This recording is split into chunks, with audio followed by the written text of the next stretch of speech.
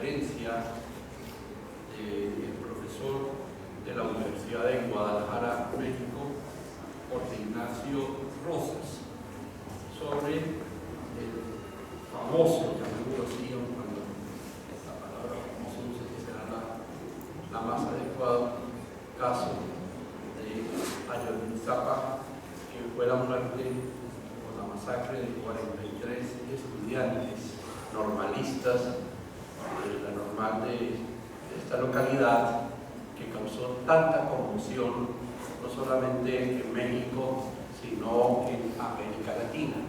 De manera que esta es una oportunidad excelente de tener información acerca de este hecho dolorosísimo, que yo creo que conmueve mucho, especialmente a la conciencia juvenil, por tratarse de 43 jóvenes que desaparecieron. Y pues ustedes seguramente a través de los medios de comunicación han tenido alguna oportunidad de recibir alguna información al respecto, pero precisamente queríamos, dentro de la multiplicidad de eventos que se realizan en la Universidad Nacional y ante esta posibilidad que nos ofrece el profesor Jorge Ignacio Rosas, de que ustedes tuvieran información de alguien que ha hecho un seguimiento bastante riguroso del tema y que nos puede brindar una excelente información que nos sirve como un insumo para nuestros cursos de sociología especialmente. Quiero presentar al profesor Jorge Ignacio Rosas de la Universidad de Guadalajara. Él es licenciado en Sociología, es colega nuestro de la Universidad de Guadalajara. Tiene una maestría en Investigación en Ciencias de la Educación también de la Universidad de Guadalajara, y actualmente está haciendo un doctorado en Sistemas y Ambientes Educativos que ya está concluyendo. Tiene algunas publicaciones, algunas de las cuales van a ser presentadas el día de mañana ante un auditorio de la maestría, pero están ustedes también invitados al mismo, que tienen que ver con una revista y un libro de varios autores que él coordinó sobre diversidad juvenil, que ha sido también un tema que él ha venido trabajando. Entonces, con esta breve presentación de las... bueno, quisiera de pronto abundar un poco más. El profesor también tiene un libro sobre problemática y retos del bachillerato. El tema educativo de sociología de la educación ha sido una constante dentro de su trabajo investigativo y docente.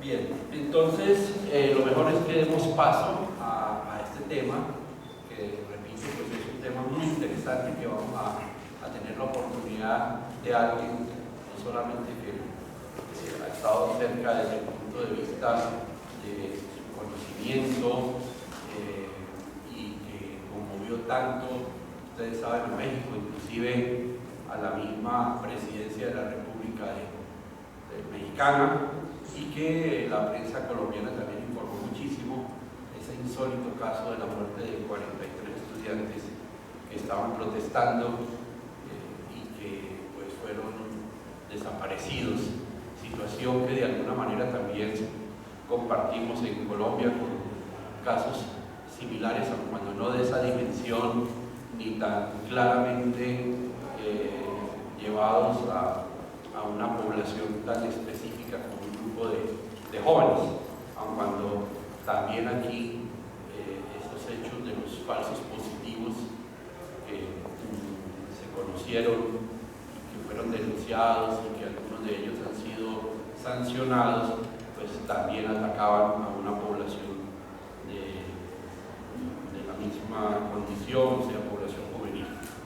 Bueno, profesor Rosas, le agradecemos su amabilidad, bienvenido a Colombia, a Bogotá, a la Universidad Nacional de Colombia, y nos complace mucho que esté aquí para esta conferencia.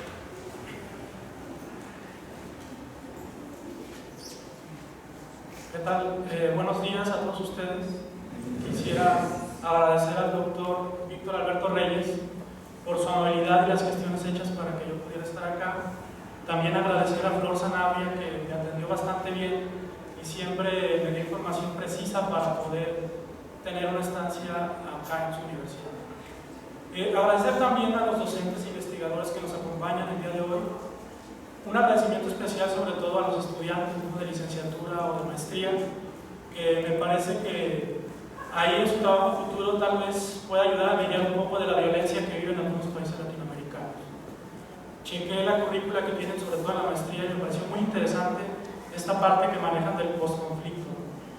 Habría que ver si están en esa etapa, ¿no? El postconflicto, todavía están en el conflicto. Eso ya después abriremos una charla que también es el propósito, el objetivo que yo tengo, una vez que termine la presentación, que pueda tener un diálogo con todos ustedes. Bien, hace algunas semanas el escritor mexicano Juan Villoro, recomendable por cierto, en una entrevista televisiva utilizó una metáfora que me gustó mucho. Decía que los periodistas se introducen en un caleidoscopio y son un pequeño vidrio que intenta reflejar una parte de la realidad que vive un país. Un sociólogo no sería algo distinto. No poseemos los vidrios de todo ese caleidoscopio. También intentamos, con pequeños fragmentos, demostrar algo que se parezca a la verdad. Para entrar directamente en la presentación, diré que no tengo la verdad en la mano. Esto solo representa un acercamiento a un problema demasiado complejo. Volviendo a la metáfora de Villoro, solo mostraré un vídeo que se refiere a los principales medios de comunicación en México. Bueno, gracias. Espero que al final de la presentación se cumpla uno de los mayores anhelos que tuve desde que supe que estaría acá en Bogotá, que es poder dialogar con los estudiantes. Entonces, bueno, sin más, voy a iniciar con la presentación. ¿Sí puedo quitarle aquí el micrófono? Bien. Voy a parar un poco porque luego me siento un poco cartonado ahí sentado. Tal vez algunos de ustedes tienen algo de información de lo que ha pasado en México. Esto para nosotros desafortunadamente no es algo nuevo. Viene pasando aproximadamente desde hace unos 10 años. Esto que pasó con los estudiantes es la gota que derrama el vaso de toda la inseguridad que vivimos en el país. Y bueno, hubo un caso que se presentó hace un año prácticamente. Estábamos nosotros viviendo la celebración de este caso de Ayotzinapa el 26 de septiembre, que se liga mucho a otro caso de 40 y tantos años atrás, que fue la matanza de estudiantes en el 68 en México. Entonces, de hecho, hay un libro de una persona que ahorita van a ver, un investigador bastante respetable en México, el doctor Sergio Aguayo, que apenas acaba de publicar la semana pasada un libro que se llama De Tlatelolco a Ayotzinapa, ¿no? Pensando que son los dos puntos que de alguna manera son determinantes para un antes y un después, tanto en la vida universitaria como en la vida social de un país. Entonces, pero bueno, nos vamos a centrar en Ayotzinapa, que fue un caso desagradable del año pasado y que ha tenido como una ola, pues sus puntas más altas, más bajas. Parece que después de un año volvió a agarrar otra vez potencia, ¿no? Bien, este es más o menos el índice de temas que les voy a exponer. Los voy a ubicar, ¿no? Sé que pues, muchos de ustedes escuchan del caso de Ayotzinapa, pero los chicos normalistas eran de ahí. Realmente lo que les pasó no les pasa en Ayotzinapa, les pasa en otro sitio. Voy a tratar de ver un poco este problema, por eso utilizaba la metáfora de Juan Villoro, en donde es nada más como una visión en donde yo parto de analizar los medios, que para mí es indignante abrir un periódico, ver la televisión, escuchar un programa de radio. Yo creo que lo que se salva un poco en México es poder acceder a ciertos blogs o a ciertas también revistas o periódicos que son de una tendencia un poquito más objetiva, pero desafortunadamente hay monopolios muy fuertes en México en donde esto le han querido dar una vuelta y ahorita vamos a ver cómo lo han hecho y tengo ahí algunos clips para que los puedan ver, ¿sí? Bueno, vamos a ver un poco de información, la verdad histórica, que es una visión del gobierno que quiso imponer en enero de este año, y bueno, el por qué yo llego a la conclusión de que es un crimen de Estado y en lo que va el conflicto actualmente, ¿no? Como les había comentado, el abordaje que yo hago es básicamente como de la parte de los medios de comunicación, ¿sí? Es algo que he venido manejando desde mi tesis de maestría. Siempre he estado interesado en la parte de los spots políticos y toda la información que se maneja en campañas electorales y todo esto. He tratado de combinar un poco la cuestión de la educación, pero también con una parte que me jala desde mi formación como sociólogo, que son los movimientos sociales. Entonces abordamos esto a través pues, de la televisión, de algunas revistas y también de algunos blogs en donde yo voy sacando información. Bien, esta es como la parte más grave, ¿no?, del asunto. Les comentaba que esto de Ayotzinapa no es algo al margen de todo lo que está pasando en México. Desafortunadamente tenemos ahí un clima de violencia que ahorita voy a decirles desde mi percepción en dónde está la génesis, pero hay una cifra de desaparecidos bastante fuerte. Estos son fuentes de finales del año pasado, pero son fuentes oficiales, ¿no? Entonces eso también es bastante problemático, porque si confiamos en una fuente oficial, tal vez nada más nos está mostrando el 25 o el 30% de la cifra real, ¿sí? Pero bueno, esto, yo creo que hay algo muy grave que empieza a pasar, que ya empieza a haber cada vez más asociaciones de padres de desaparecidos, de abuelas y todo esto. Eso antes, hace 10 años en México no pasaba. Y que esté pasando, pues quiere decir que hay un clima ahí de violencia bastante fuerte. Esa es la fuente que yo tengo, y bueno, yo lo presentaba por estados porque yo vengo del estado de Jalisco, en donde a veces se cree que todo está bien allá, hay mariachis, tequila y bla bla, somos felices, pero no, realmente también tenemos un problema muy fuerte de violencia en el estado de Jalisco. Y desafortunadamente en estas desapariciones los jóvenes, y también en las cifras de muertos por el narcotráfico, vamos a ver que la constante va a ser que están involucrados jóvenes entre ese rango de edad de 15 a 24 años, que es básicamente los que ponen la sangre, las balas y todo esto, ¿no? No es el Estado, no es el propio crimen organizado y sus altos mandos, sino que son los jóvenes, ¿no?, que en el cotidiano son los que se están matando desafortunadamente. Bien, esto es básicamente lo que les había comentado. Encontré otra fuente, que es la Comisión Nacional de Derechos Humanos, que reporta 27.526 casos, pero ahí lo interesante es que mencionan unos casos de desapariciones forzadas, en donde esas desapariciones están relacionadas con el Estado, es decir, fueron personas que fueron secuestradas por alguna... Allá tenemos niveles de gobierno federal, estatal y municipal. Estas desapariciones forzadas tuvieron que ver algunos de esos tres poderes que tenemos en México, que puede ser federal, que es lo que compete, digamos, a toda la república. Allá, a diferencia de ustedes que están divididos por distritos, me comentaba el doctor Víctor, o departamentos, perdón, allá estamos organizados por estados, y los estados al interior tienen municipios, ¿no? Y hay policías federales, estatales y municipales. En estas desapariciones, pues ha tenido que ver el Estado a nivel federal, municipal o estatal. Bien, es más o menos cómo se ha dado la espiral de la violencia en México. En el año 2008 había 2.3 desaparecidos, ha ido creciendo hasta que en el 2014 se llegó al pico más alto de 14 desaparecidos al día, ¿sí? Estas son las desapariciones diarias. Ahorita pues, estamos en el 2015, todavía no termina, va esa cifra, pero bueno, todo esto tiene una lógica, ¿no? Y tiene como fechas en donde empieza a iniciar todo este fenómeno de la violencia. No es en vano pues que en el año 2008 haya empezado todo esto. Y aquí es básicamente donde empieza todo esto, ¿no? En el 2006, el expresidente de México, Felipe Calderón, a través de un fraude, eso hay que decirlo claramente, bastante documentado en México, después incluso declarado por algunos políticos, llega a la presidencia de la República en 2006. Al carecer de todo carisma y de toda empatía con el pueblo y credibilidad, lo primero que hace es tomar una acción que es declarar la guerra al narco, ¿no? Es decir, combatir el fuego con más fuego, saca al ejército a las calles, los cárteles de allá de México empiezan empiezan a matarse entre ellos, empiezan a matarse con policías.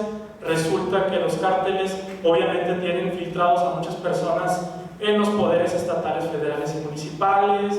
Hay municipios que básicamente obedecen a un narcogobierno. Entonces, de manera muy poco hábil e insensata, el presidente Felipe Calderón saca al ejército a las calles, saca a la policía a las calles y empieza una verdadera masacre en México, ¿sí?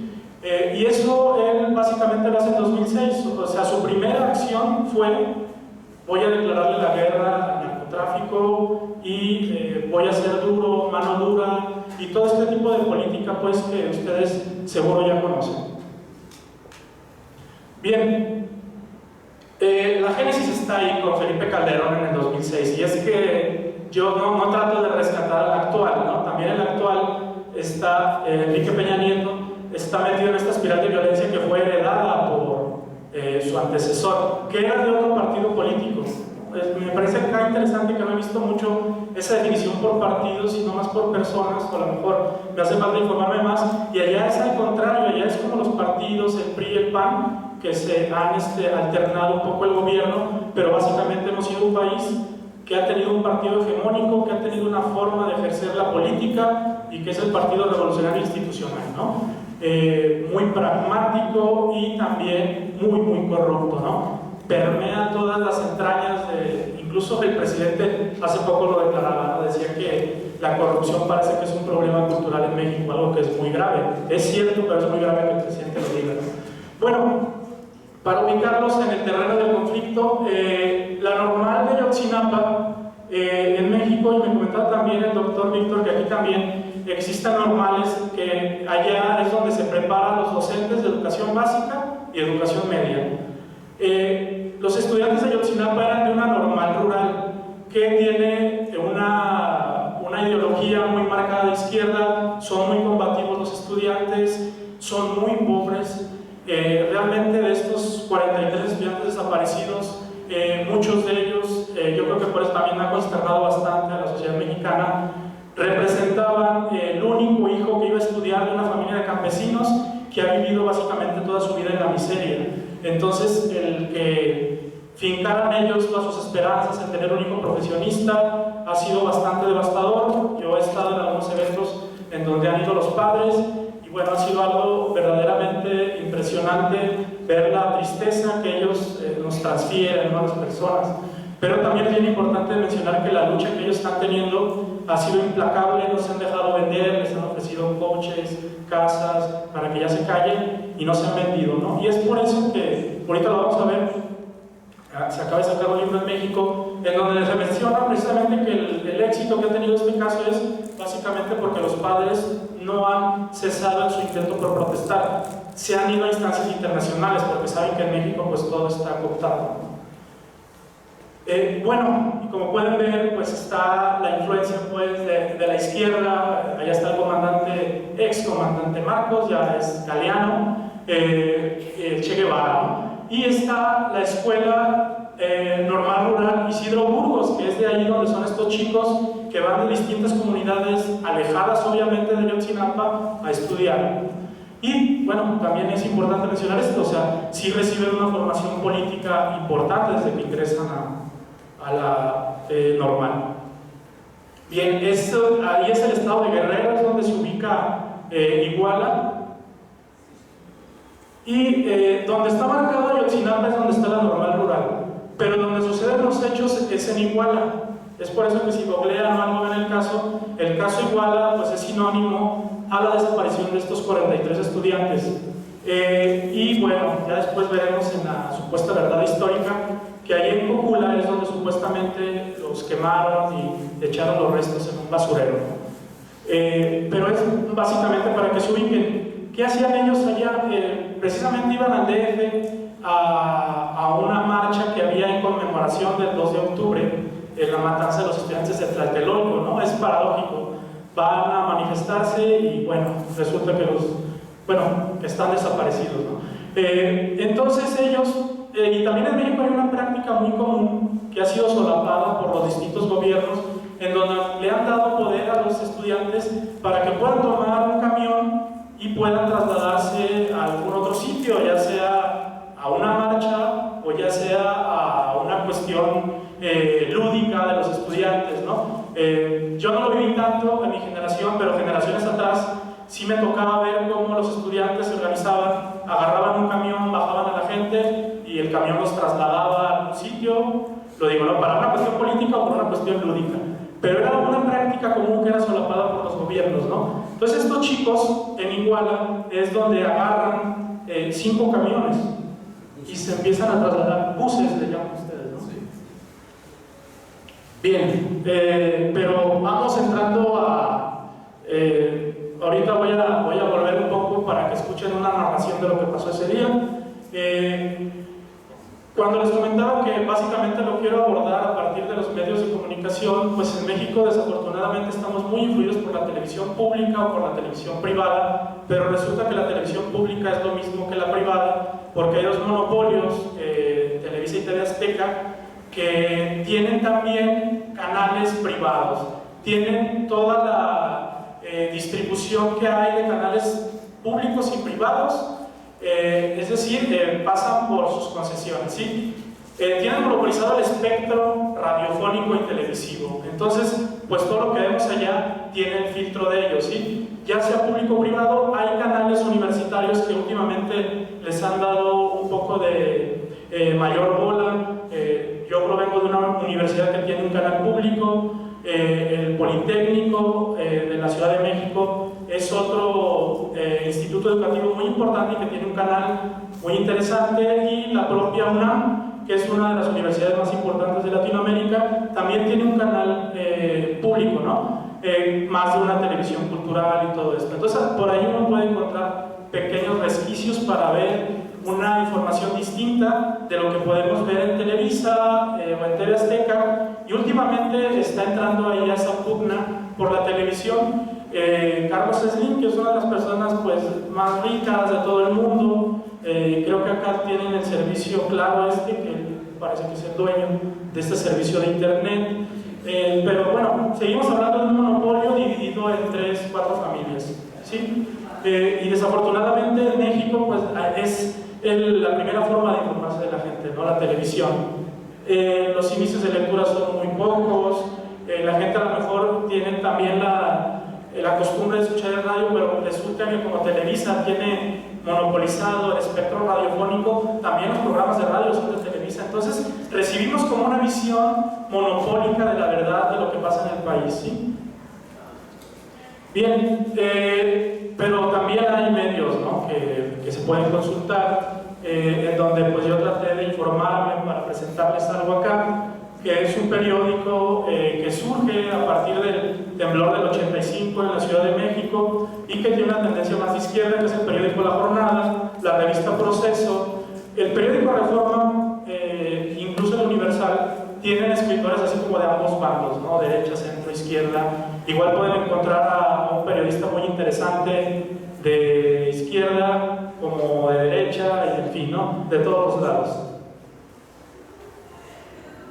Bien, para dar un poco más de acción y no nada más me estén escuchando, vamos a presentar algunos clips para que también vayan un poco adentrándose en el tema. Ahorita vamos a ver el video de un connotado investigador del Colegio de México que se llama Sergio Aguayo, que de los pocos libros que han salido de este caso, él acaba de sacar uno la semana pasada, que les comenté hace un momento, que se llama De Tlatelolco a Ayotzinapa.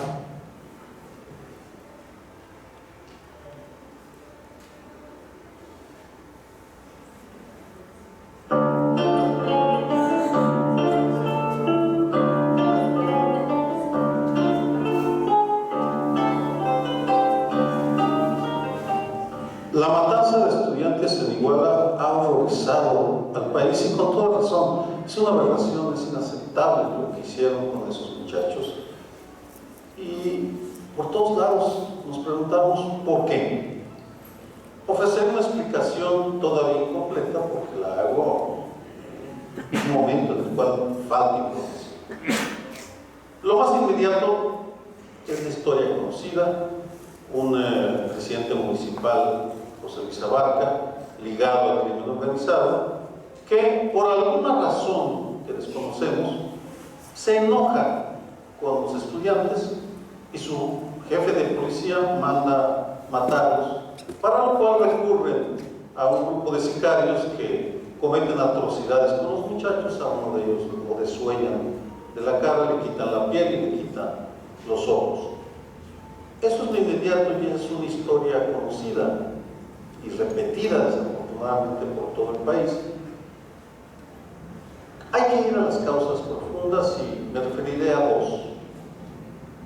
Una bien importante es la tendencia que tienen nuestros gobernantes por trivializar, por banalizar el crimen y la violencia que padecemos los mexicanos.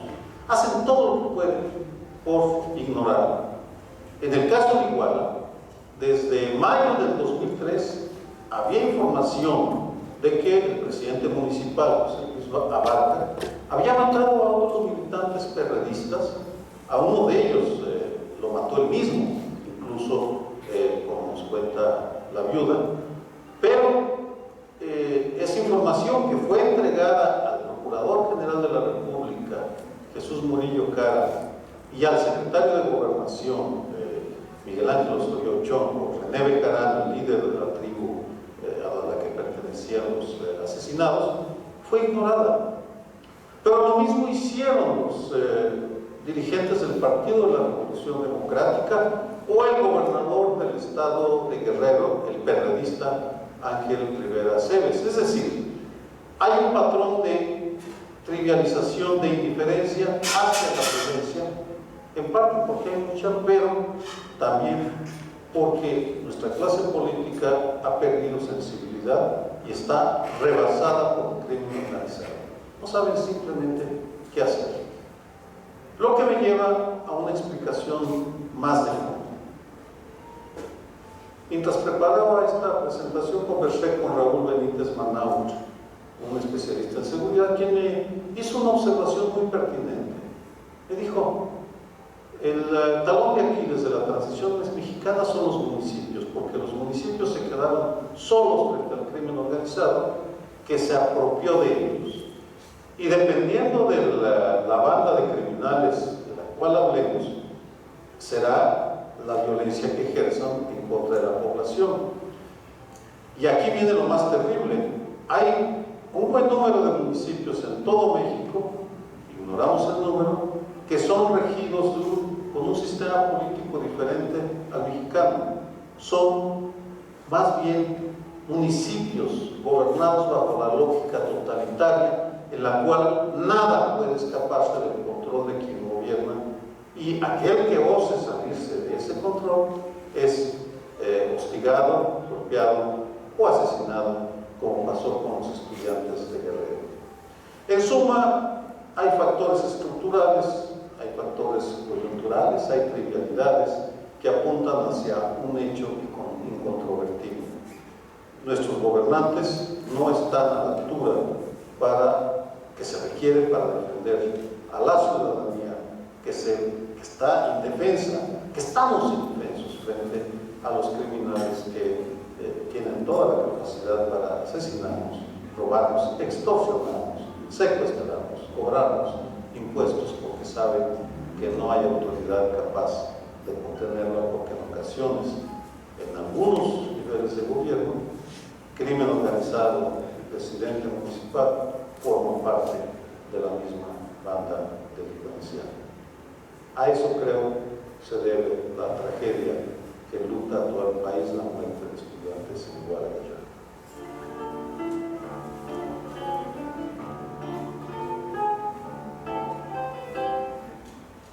Esto Sergio Aguayo lo presentó en noviembre del año pasado. Tenía pues prácticamente un mes del hecho, ¿no? Y le digo, nosotros tenemos que escarbar qué tipo de fuentes de información pues son viables, ¿no?, para no creer lo que nos dicen los monopolios. Y la persona que vemos aquí, Anabel Hernández, junto con Eric Fischer, son de las personas que más han estado dando seguimiento al caso, pero como en cualquier país, cuando un periodista o un académico pues se mete fuerte con el crimen organizado, con el gobierno, pues termina yéndose a vivir a otro país, ¿no? Es el caso de Anabel Hernández, que es reportera de la revista Proceso, que viven en Estados Unidos y que consiguieron una fuente de financiamiento para hacer un análisis muy específico del caso, irse a los documentos, irse a entrevistar incluso a las personas que están implicadas en esto. Ahorita hay 105 personas que están en la cárcel por este hecho, pero de las 105 a nadie se le ha dictado sentencia. ¿Por qué? Pues porque no hay cuerpo del delito, ¿no? Porque hasta ahorita no se han encontrado los cuerpos de los estudiantes. Ahorita vamos a hablar de eso. Han mencionado que han hecho pruebas y que ya encontraron lo de 2, pero también esto es bastante cuestionable. Entonces, digamos, en el título menciono información, desinformación, y básicamente la información la relaciono con estas personas que no tienen vínculos con los monopolios, que no tienen vínculos con ningún tipo de poder fáctico en México y que tienen la libertad para poder hablar del caso con mayor objetividad. Y bueno, la desinformación viene por ahí. Y de hecho nos damos cuenta que aquí una de las sorpresas desagradables es que acá también se ve el canal de las estrellas. Este señor López Dóriga es, digamos, un comunicador del noticiero más visto en México en una hora clave, ¿no? Que es ahí la parte nocturna. Muchos de nosotros tenemos así abuelos, ¿no? Tíos, que era su forma de informarse. Llegar a su casa después de trabajar, prender el televisor y que alguien ahí medio le balbuceara algo de lo que pasaba en el país. Bueno, a este señor la semana pasada le acaban de encontrar sus vínculos con el gobierno allá, a un periodista que es cooptado por el gobierno y es pagado. Nosotros decimos que le dieron chayote, ¿no? Que es algo así como que está pagado para que hable bien del gobierno. Bueno, a este señor le encontraron hasta un yate de $40 millones, un montón de departamentos, con 2 empresas que tienen que le venden publicidad a los gobiernos, obviamente publicidad a modo, ¿no? Si quieres que hable bien de ti como político, pues yo te vendo la publicidad, y si no, también puedo hablar mal de ti, ¿no? Es decir, esto es algo bastante detestable, que las figuras públicas más reconocidas en los medios de comunicación, pues poco a poco sale la información de que están completamente cooptadas por el gobierno, ¿no? Y desafortunadamente uno, pues en la vida cotidiana, va con el taxista y sí, a uno le repiten estas cosas que estos señores dicen, ¿no? Que los normalistas son unos vándalos, que los profesores nada más no van a clase y van a las manifestaciones porque son unos huevones, unos flojos. Es decir, desafortunadamente sí hay una réplica de lo que estas personas en los medios están mencionando y no lo encontramos en la vida cotidiana. Y bueno, los monopolios que les comentaba, Televisa, TV Azteca, y ya ahorita está entrando Carlos Slim, ¿sí? Básicamente por ahí gira la información y pues nosotros le tenemos que rascar en otras fuentes. Bien, voy a poner un video que es bastante peculiar, ¿no? Porque un entrevistador de CNN está haciendo una entrevista, yo creo que una de las figuras más importantes que hay en México, el padre Solalinde, que dentro de todos esos villanos que uno puede encontrar en un país, también encuentra a esas personas que son de una sola línea, que son como los héroes de esta historia, ¿no? El padre Solalinde tenía un centro de atención a los migrantes. Como ustedes saben, México es un país de paso para muchos migrantes centroamericanos. Él en Oaxaca tenía un centro, los atendía, les sacaba una foto, les daba de comer, les sacaba una foto para ver que ellos reportaran si habían llegado a Estados Unidos con vida, porque muchos de ellos en el trayecto o se caen en el tren o los mata el crimen organizado. Hubo un caso terrible de un cártel, el cártel de los Zetas allá en México, que agarró a 75 migrantes y los mató de una manera terrible, los puso contra la pared y con un tubo les dieron en la cabeza a 75 migrantes. Eso también es muchísimo más grave o igual de grave que la desaparición de estos 43, pero desafortunadamente ser migrante en este mundo parece que es ser como ciudadano de quinta o en la última posición, ¿no? Nadie hizo nada, nadie dijo nada. Eso fue en el 2008 cuando estaba Felipe Calderón en el gobierno. Entonces les digo, esto que pasa en Ayotzinapa realmente es la gota que derrama el vaso con toda la violencia que estamos viviendo. Pero este padre Solalinde, incluso pues ya amenazado por varios cárteles de la droga y todo, pues también han tenido que moverse mucho, salir del país. pero me parece que es una figura muy directa, muy importante y es un referente junto con otras personas como de lucha por, digamos, por justicia, que luchan porque el país sea menos corrupto. Entonces, les voy a presentar ahí un debate muy interesante que tiene con un comunicador de CNN.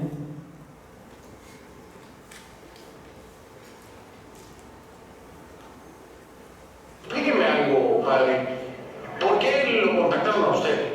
O sea, ¿cuándo se dio ese contacto? ¿Por qué decidieron hacerle la por qué. Te voy a decir por qué. Porque algunos de ellos me explicaron. Yo soy confiable para ellos, ellos se acercaron. Además, porque no confían en el gobierno, esto hay que decirlo claro. Ellos, todos no confían en el gobierno. Y entonces viene esa información, me la dan. Tampoco me dijeron que yo la publicara, tampoco me dijeron que yo la diera a conocer. Pero yo le repito, esa es una responsabilidad mía, decisión de conciencia, el no retenerla y darla. Y en todo caso, se verá si de verdad esta información que yo recibí es verídica o no. Si de verdad los mataron, y algunos inclusive vivos, pero si los quemaron o no, también eso se va a saber. Yo no lo pude haber inventado. Cuando hace acusaciones y señala esto como una acción de Estado, yo le pregunto, porque las acusaciones son muy serias, ¿tiene alguna forma de comprobar que esta información ya se conocía por parte del Estado mexicano y que se ha mantenido escondida? Porque es una acusación muy seria contra el Estado mexicano, contra la PGR, contra el CISEN. ¿Lo puede comprobar? Es decir, en la prensa se ha ventilado por ellos mismos, por el propio gobernador, que ya sabían de esto. El propio gobernador lo dijo, desde hace años ya sabían eso. Y la pregunta es ¿por qué no hicieron nada? Vivimos en un sistema, no estamos viviendo cosas aisladas, es un sistema político como el que tenemos hoy, vertical, autoritario, que lo controla todo. No es posible que no se enteren de esto, porque de lo contrario yo puedo decir, entonces no sirve el CISEN, entonces no sirve gobernación, entonces no sirve el departamento o quien sea de inteligencia del ejército, de la policía federal. ¿Dónde están todas esas inteligencias que no pudieron detectar esto? ¿Dónde está ese riesgo que no pudieron evitarlo? ¿Quién pudo haberles dicho que no lo hicieran y lo hicieron? A ver, yo voy a decirle algo. Los testigos que tengo, sobre todo uno de ellos, el tercero, dicen que sufrieron dos ataques a tirar a morir. Y esos ataques fueron de policías, son agentes del Estado. No importa de qué nivel ni qué estamento, son gente del Estado. Y el Estado lo hizo. El Estado atacó 2 veces, se tiró a matar. El Estado se llevó, agentes del Estado, se llevó a los urbanistas, a los estudiantes, en vehículos oficiales. Y se los llevó la policía. Pero todo se los llevaron los delincuentes. Todo esto es de acuerdo a... Son hechos. Padre, pero solo de acuerdo a las declaraciones que le han dado a usted, ¿no? No, claro que no. Eso ha salido en la prensa, por favor. ¿Usted no lee? Y claro que leo, padre, si yo le estoy dando la información de que hubo entonces ahí está. Guerreros Unidos, es decir, esto fue en colusión. A ver, yo se lo voy a decir. ¿Usted puede demostrarlo? ¿Usted puede demostrar que hubo colusión en ese momento que fueron los Guerreros Unidos los que se llevaron a los muchachos y hicieron todo eso? ¿Usted lo puede demostrar? Esa es la información oficial que se ha venido generando por parte de las autoridades competentes y lo que son periodistas que transmitieron. Pues periodista o está haciendo un reportaje a favor del Estado. Porque tal pareciera que de ninguna manera, por eso le estoy dando el espacio a usted, padre. Esto que sí.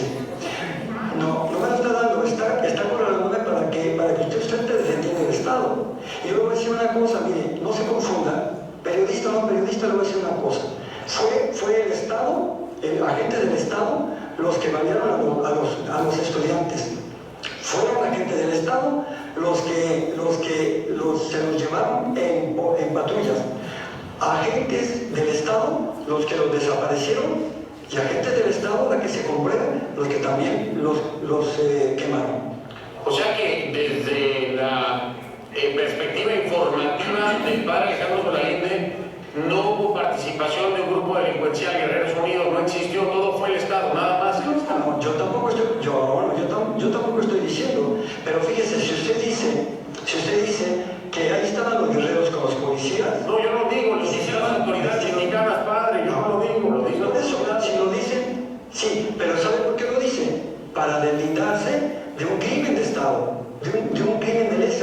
impunidad. Él está buscándole por todos lados zafarse, pero no se puede, es una responsabilidad. De todos es sabido que no es ahora el ataque a las normales rurales. El mismo secretario de Gobernación cerró la normal de Hidalgo y ha perseguido la de del Estado de México y la de todos lados. No se confunda, las normales rurales incomodan. Las normales rurales siempre han sido la piedrita en el zapato para los pobres, para el gobierno, perdón, y han sido de los pobres. Por eso estos muchachos que son tan activistas, que estaban aportando pues tantos elementos para el cambio, les fue como les fue. Padre Alejandro Dorangue, solo para que cada quien nadie está haciendo ningún trabajo por el Estado, por eso queríamos escuchar su versión. Da la impresión, da totalmente la impresión de que usted es como el abogado del gobierno. Y una cosa es que usted quiera sacar información y otra cosa es que lo esté defendiendo.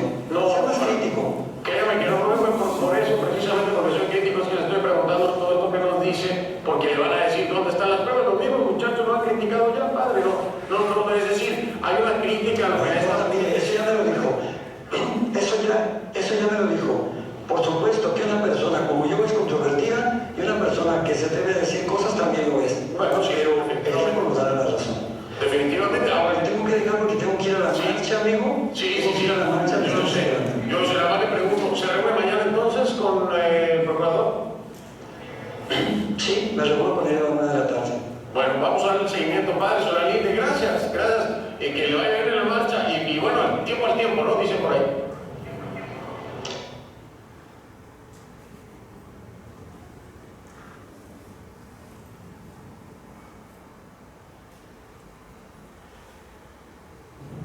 Bueno, yo creo que ahí se puede ver, y esta es la postura de la mayoría de los comunicadores, ahí por lo menos tenían a una contraparte, ¿no? Pero es impresionante a veces cuando uno ve un noticiero y las afirmaciones de los comunicadores son así muy concretas, como casi diciéndonos ya no le busquen, ¿no?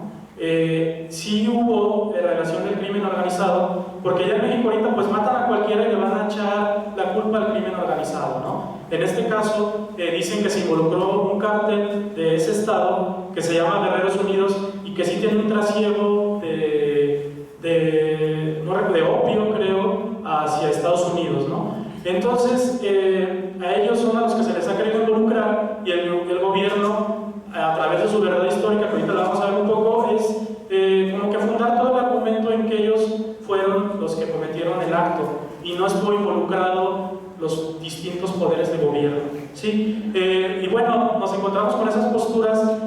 Hace un par de semanas supuestamente identificaron a uno de los estudiantes muertos, hicieron pruebas a restos óseos que mandaron a una universidad de Austria, la Universidad de Innsbruck, y se dijo que ya se había identificado a otro de los 43 muertos, ya se había identificado a uno y este era el segundo, ¿no?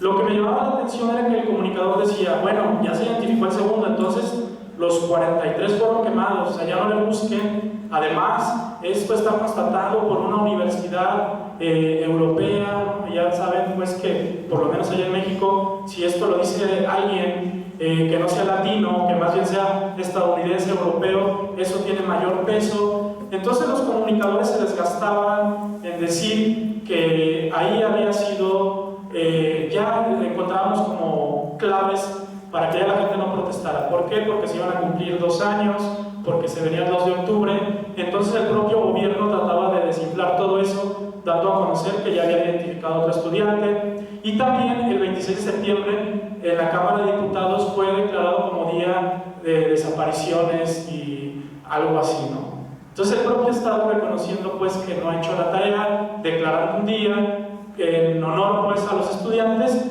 pero también en medios de comunicación sacando información para poder contrarrestar lo que pasa pues en la vida popular. Y desafortunadamente pues nosotros a veces para estos casos nos encontramos con información más verídica en medios extranjeros, ¿sí?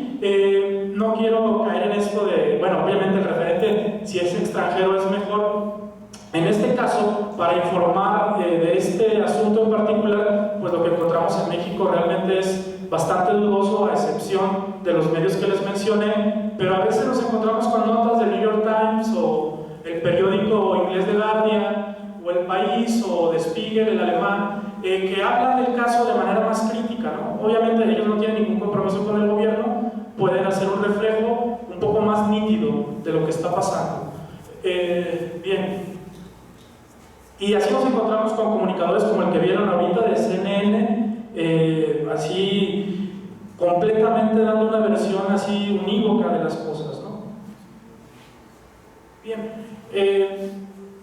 Cuando surge el conflicto en septiembre del año pasado, empieza a haber una espiral, protestas en toda la República. Digamos, la cresta de la ola estaba ahí por diciembre, había protestas en toda la República. Nosotros somos de una ciudad que se llama Guadalajara, que es bastante apática para las manifestaciones y todo. Incluso en Guadalajara hubo más de 5,000 personas protestando. Obviamente en México, donde se genera mayor activismo, pues es en el centro o en el sur. En el DF pues no se diga, ¿no? La marcha fue de miles de personas.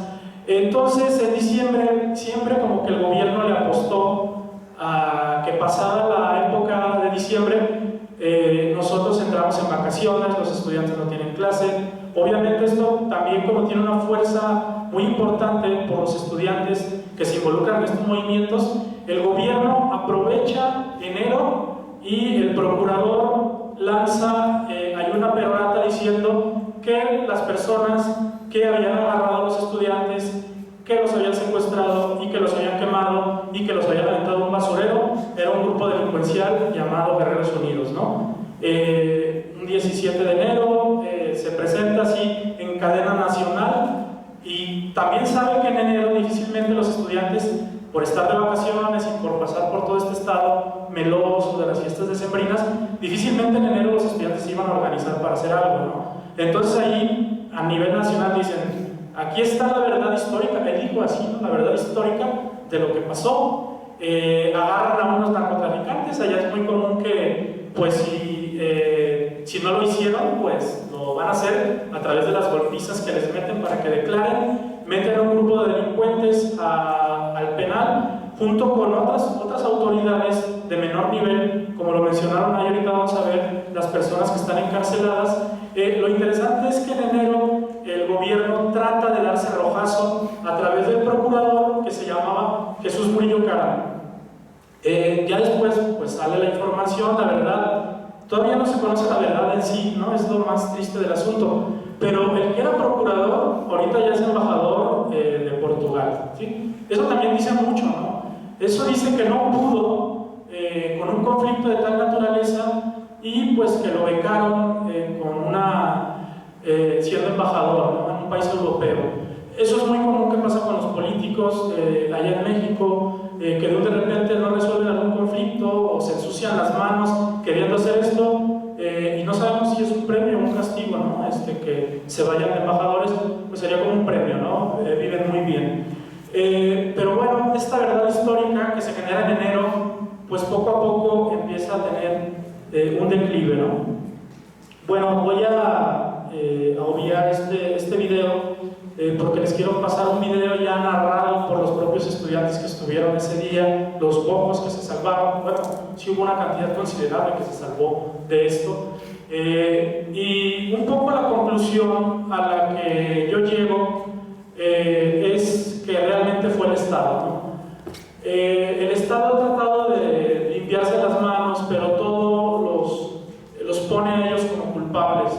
Y desafortunadamente el Estado en todos los niveles, porque también se dice que el Ejército, que es una institución federal en México, tuvo contacto con los estudiantes, y el Ejército se los entrega a otro poder municipal, ¿no? Y luego se dice que el poder municipal se los entrega a los Guerreros Unidos para tratar de limpiar un poco a las autoridades. Lo que es importante aquí es que están embarrados todos los niveles de gobierno, el federal, el municipal y el estatal, sí, que es bastante grave, ¿no? Y hace también un par de semanas, esto también es muy importante que lo mencione, porque a cumplirse un año de los hechos empieza a salir información. De hecho, información académica hay muy poca, hay 5 libros, 2 como de tendencia o de corte académico, uno que yo estuve consultando, que se llama Ayotzinapa, un movimiento social emergente, que es del doctor Alonso, un antropólogo muy connotado en México, y de su hijo, en donde ya empiezan pues a hablar un poco de esto, y un libro que sacó Sergio Aguayo la semana pasada, que les comentaba ya en repetidas ocasiones, que se llama El Tlatelolco a Ayotzinapa. Entonces, hace 2 semanas, una corte internacional de derechos humanos publica un informe en donde dice que era imposible que los estudiantes fueran quemados, ¿no? Que no había las condiciones que para quemar un cuerpo humano pues se necesita pues ahí de un fuego muy importante para poder incinerarlos, y que además en ese entonces en el basurero ese día estuvo lloviendo. Anabel Hernández, la persona que les pasaba hace un momento, entrevistó a personas que trabajaban en el basurero, y ellas estuvieron en esos momentos o ese día y dijeron que no vieron que absolutamente nadie haya estado quemado.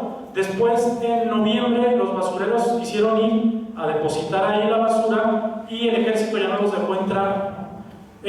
Parece que todo esto pues se empezaba a configurar entre los meses de noviembre y diciembre, porque ya los basureros no tuvieron oportunidad de ir a trabajar ahí, a depositar la basura, pero además de eso fueron amenazados porque sacaron entrevistas de ellos en esta revista de Proceso, en donde decían que el 26 de septiembre por la madrugada y el 25 pues no había olor, ¿no? Imagínense quemar 43 cuerpos, pues tiene que haber un olor, aunque sea un sitio muy marginado. Entonces también estos basureros fueron amenazados para que no hablaran absolutamente nada, y sobre todo con estos medios, ¿sí? Y esta Comisión Interamericana de Derechos Humanos pues contradice la verdad histórica, ¿no? Y dice que no es posible solamente por la identificación de 2 restos óseos decir que los 43 fueron quemados, que es muy importante que le den seguimiento al caso y que en todo caso se busque en dónde están. También, regresándonos al año pasado, entre los últimos días de septiembre y diciembre, el gobierno empieza a escarbar y van encontrando un montón de gente muerta enterrada, ¿no? Eso también era muy grave porque decían, bueno, no son los estudiantes, pero ¿quiénes son? ¿No? Son personas. Entonces también nos damos cuenta de que hay muchos muertos, hay muchos desaparecidos que no están ni siquiera identificados, ¿no? Por ahí en una diapositiva les mencionaba que a raíz de la guerra que declara Felipe Calderón del 2006 para acá, hay más muertos en México, 80,000, que en la guerra de Vietnam, ¿no? O sea, ya tenemos ahí una secuela impresionante de violencia, y ahorita no se ve así como luz al final del túnel, desafortunadamente. Pero volviendo a esto, pues esta Comisión Interamericana de Derechos Humanos saca un informe que contradice al gobierno, ¿no? Y luego el gobierno dice, no, bueno, a ver, vamos a responderles. Ahorita están así como en ese toma y daca con información, pero obviamente estas personas que ahí les menciono, que incluso hay gente de aquí de Colombia, de Chile, de España, hacen una investigación, ¿no? Desde principios del año pasado, y el informe lo entregaron hace un par de semanas, muy extenso, en donde llegan a la conclusión de que se tiene que seguir buscando, porque nada más con esas evidencias de 2 restos óseos que se han identificado por pruebas de ADN, con padres y todo esto, no se puede concluir que todos hayan sido quemados, ¿no? En todo caso, pues la comisión dice que tiene que haber un seguimiento permanente a este caso, y que los padres, si es que se puede, yo no creo que se puedan quedar satisfechos con una respuesta del gobierno. Un día antes del 26 de septiembre de este año, también el presidente de la República recibe a los padres. Hay narraciones pues de lo que pasó ahí, en donde pues fue así una cuestión muy descortés de él, con un gesto muy duro, los escuchó, dijo que iba a haber seguimiento al caso, pero realmente pues no pasó absolutamente nada, ¿no? Ellos entregaron un listado de 8 acuerdos que le pedían al presidente y a todo su aparato, a todo su gabinete, que lo llevaran a cabo, y tampoco recibieron respuesta de que esto pueda ser afirmativo. Entonces, bien, ahorita todavía está así como el toma y daca de esto. Bueno, estas son las personas implicadas, digamos, se ve un poco borroso ahí la imagen en este caso, ¿no? Él era presidente municipal de Iguala, y se dice que él dio la orden pues para que detuvieran a estos chicos.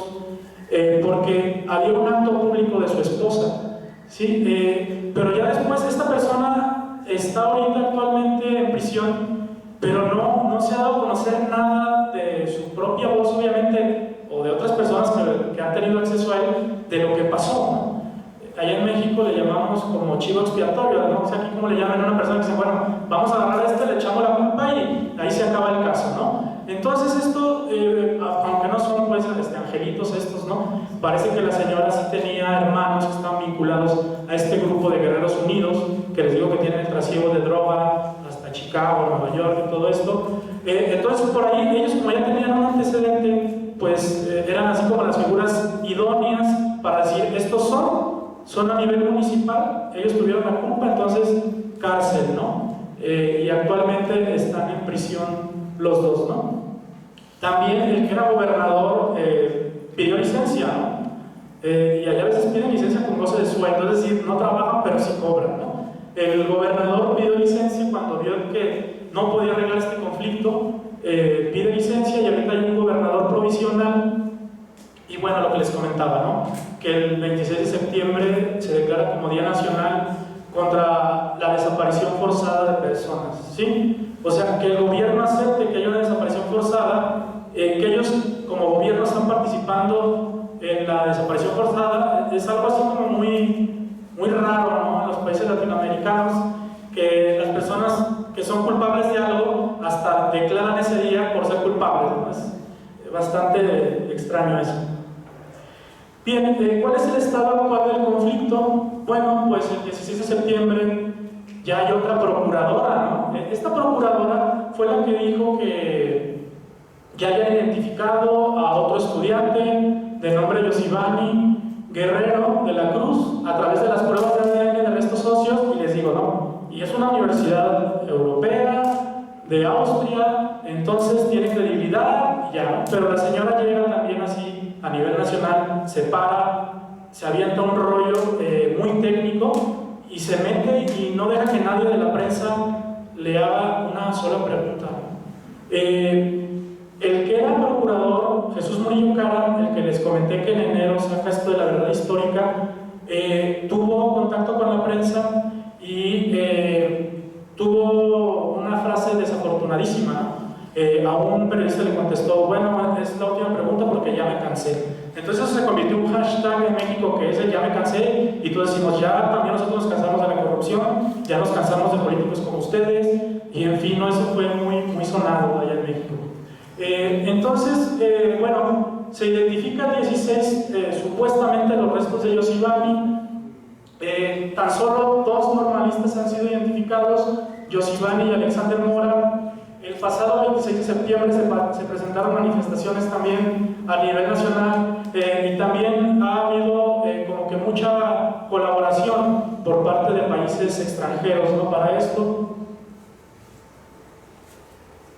Y bueno, ahorita voy a pasarles este video en donde ya es una narración de chicos que estuvieron en esa ocasión.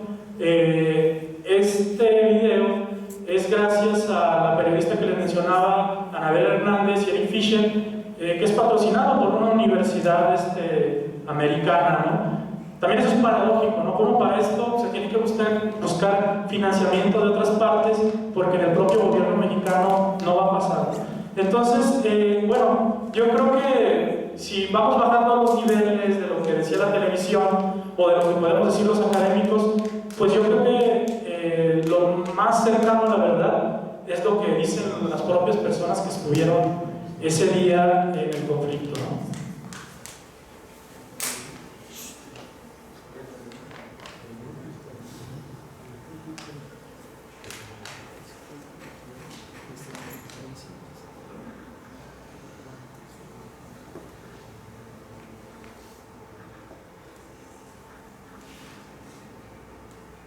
Íbamos contentos, mis compañeros iban, de primer grado iban con sus teléfonos hablando quizás a su mamá, a sus hermanos, a sus novias, etc.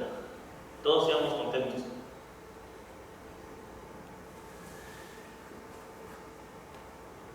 En la caseta estábamos ahí, ya nos empezamos a ver lo que era a los policías federales ahí, que estaban del otro lado de la caseta y estaban parando los autobuses.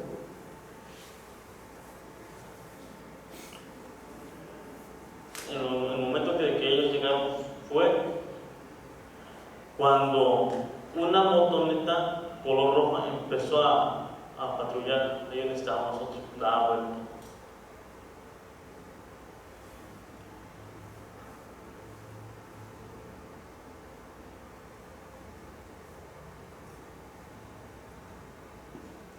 Y lo curioso es que cuando ellos llegan a la terminal, inmediatamente que salen, en cuestión de 10 minutos, ya la policía municipal está afuera. Entonces eso permite concluir que ya había un seguimiento. Y ya los venían siguiendo, no se pudo armar un operativo en 10 minutos.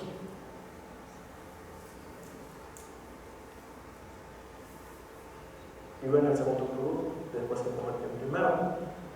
Pero nosotros íbamos abajo pues, escoltando el autobús, parando el tráfico para que pudiéramos salir lo más rápido posible, porque no queríamos, exactamente queríamos evitar la confrontación con los policías. Acuéstate, mamá, acuéstate. Ya te va, ya te va,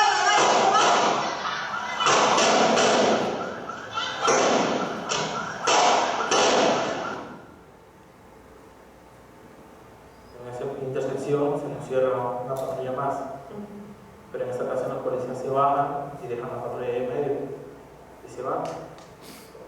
Se va a un punto donde la carretera que va hacia Telolapan estaba totalmente oscura, no se veía nada, y con unos 5 o 6 compañeros nos bajamos y íbamos a mover esa patrulla. Le vamos a empujar, a quitar de ahí. Un compañero se mete, le quita el freno de mano y ya le vamos a empujar. En ese momento empiezan a disparar directamente hacia nosotros. Cuando empezaron a disparar eran los municipales y los estatales después empezaron a disparar cuando ya nos tenían por al lado. Cuando ya nos tenían encerrados, empezaron a disparar los policías estatales. Fue cuando ahí nosotros ya no podíamos avanzar a otra parte. Fue cuando ahí, el autobús donde iba yo, la destrozaron todita, le empezaron a punchar todas las llantas de adelante y las de atrás y a los ellos empezaron a disparar. Ese momento es muy, pero muy, en primer lugar feo. Después los policías ya trataban de matarnos a todos. Fue ahí cuando yo le pedí el extinguidor al chofer del autobús. Le dije, ¿sabes qué? Quítame el extinguidor, no sé cómo voy a bajar, pero vamos a salir de aquí. Fue ahí cuando el extinguidor ya lo llevaba bien agitado y cuando al momento de que yo me paro, me bajo, cuando yo me bajé me tiraron un balazo. Fue ahí cuando yo me quedé en medio de los dos autobuses y cuando le tiré el extinguidor a los policías y ahí explotó el extinguidor. En ese rato fue cuando ahí me dieron un balazo. Fue cuando ahí mi compañero, el cochiloco, le dice al chofer, ¿sabes qué? Hay que darnos por vencido porque al Carrillas ya lo balearon, ya no va a poder acompañarnos, apoyarnos. Fue en ese rato que el chofer, el conductor del autobús se baja y dice, soy el conductor, y tampoco lo respetaron. Nos bajaron con las manos atrás, en la nuca, y en mi persona también me hicieron lo mismo con mi mano en la nuca, y en la parte de la izquierda donde le digo, donde está este lago, ahí donde mis compañeros empezaron a acostar, a todos en fila. Ahí me levantaron, dijeron, hijo de tu puta madre, acuéstate, porque ya te estamos dando una orden. Fue cuando yo me acosté con la mano herida, en ese lado. ¿Qué policías son los que los empiezan a poner en el piso? Los dos, estatales y municipales. Un estatal fue cuando a mí ahí me dice, ¿sabes qué? Te vas a chingar. El otro policía dice, ¿sabes qué? Mátalo de una vez. Dice, ¿por qué está herido ese? Dice, ya, mátalo, dice, de una vez.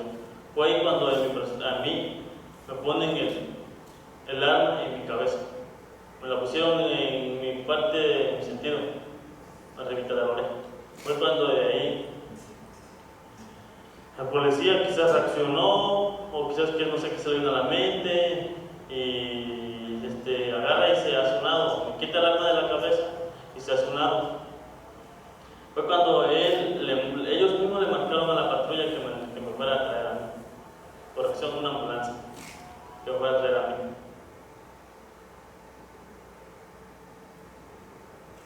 Le dijimos, ¿sabes qué? Yo no me acuesto y no me acuesto. Fue cuando le dije, ¿sabes qué? Yo no me voy a acostar. Fue cuando él ahí golpeó a un policía, pues le llegaron más policías. Nadie de mis compañeros gritó exactamente. Un compañero que me puso el paliacate en mi brazo, que era el Botas, es el que estaba a mi lado, y empezó a llorar y decirme que qué era lo que íbamos a hacer, que por qué lo hacía. Yo le dije, tranquilo, compa, digo, ahorita vienen nuestros camaradas para sacarnos, no te preocupes, no te agüites, ya digo.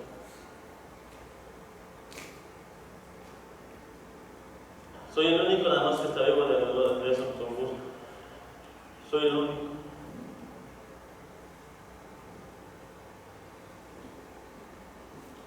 ¿Usted vive cerca de donde ocurrieron los hechos del 26 de septiembre de 2014? Así es, muy cerca de la colonia donde pasaban los hechos de esa noche.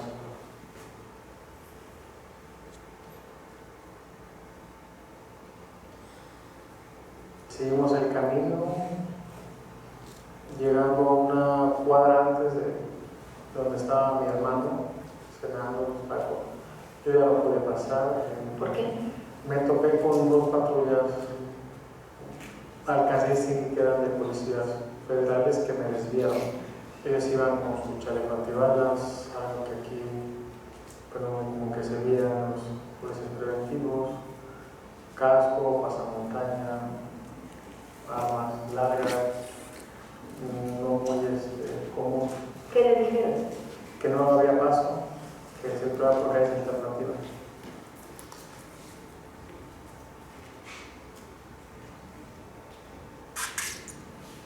Digamos, mientras vienen circulando los camiones estrella, los dos costados de Estrella de Oro por Juan Henares, por Periférico Sur va saliendo una estrella de oro y va saliendo una estrella roja.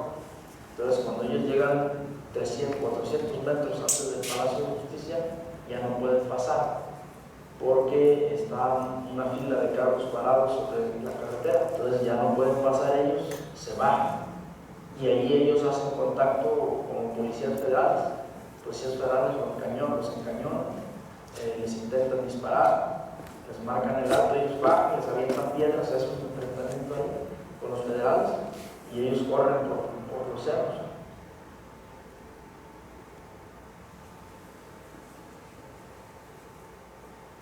Son policías municipales. Los que bajan, o sea, el cuarto camión estrellero está rodeado de policías municipales. Atrás, como digamos como respaldo, están policías federales, que son los que hacen contacto con la estrella roja que viene atrás.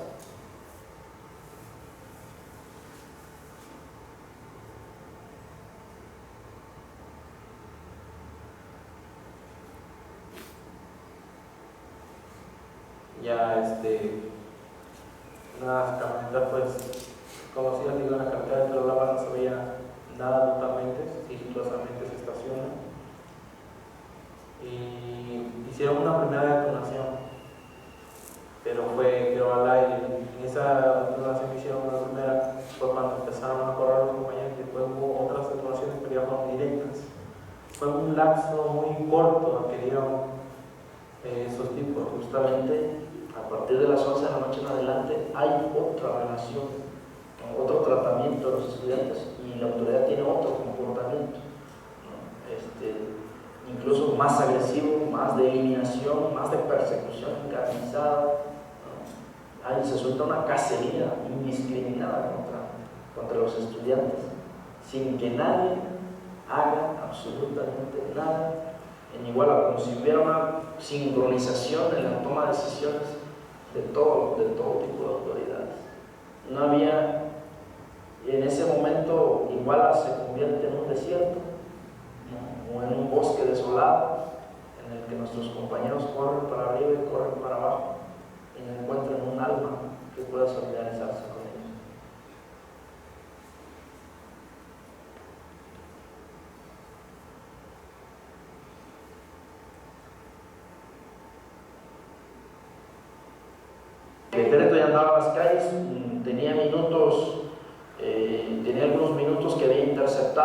estudiantes en el Hospital Cristina, que el Hospital Cristina está sobre Avenida Álvarez, sobre esa avenida, como 3 cuadras de donde sucedió la agresión. Digamos, en las calles paralelas, al tiempo que los militares están sacando a los estudiantes, en las calles paralelas se están dando la persecución. Ese grupo de estudiantes se va escondiendo en los carros porque están circulando policías, están circulando civiles, bomberos, protección civil por ese lado, buscando estudiantes. Ellos ven a una distancia de unos 50 metros a Julio César Mondragón Pontes y le hacen señas para que se regresen, porque en ese momento justo un vecino de esa calle les abre la puerta. Entonces ellos hablan con Julio César, le gritan disimuladamente porque va pasando la gente. Él no los escucha, él sigue corriendo, dobla hacia la izquierda en esa calle paralela que va, y es la última vez que ven a Julio César. Corríamos, tocábamos fuerte, decíamos ayúdenos, cosas así, no. Pero esas calles por donde salen de Álvarez parecía que fueron creadas para que te mataran, porque corrías un callejón sin salida, corrías a otro lado, un callejón sin salida. No sé si hayas visto allá en las calles, no hay para dónde darle. Estaba una compañera del CREM y yo la identifiqué y me estaba haciendo demandas, y ya pues corrimos hacia donde estaba ella y nos metieron a una casa. Nos metimos, una señora nos metió muchachos. Unas 8 familias, tanto en el centro de Iguala como en la periferia, pues que abrieron sus puertas para que los compañeros pues, fueron refugiados ahí, se refugiaron de lo que pasaba, pues las horas de angustia y de persecución que estaban ellos sufriendo. Yo creo que México debe agradecer a estas personas valientes que se dignaron, tuvieron el coraje, pues la valentía como para abrir las puertas de su casa, la verdad, arriesgando su vida y su familia, pero que lo hicieron, ¿verdad? ¿Cómo a cuántos estudiantes habrán salvado esas 8 familias, licenciado? Yo creo que habrán salvado como unos 60. Los salvado 60 estudiantes.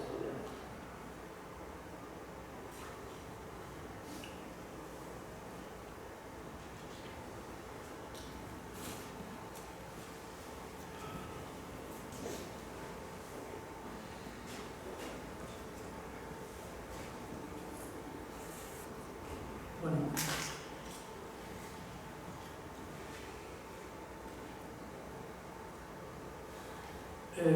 Yo creo que no tendría ningún caso que ustedes conozcan algún evento fuera del país, ¿no? De su país. Y yo creo que cuando yo me imaginaba cómo iba a conectar esto con el país que visitaba, ¿no?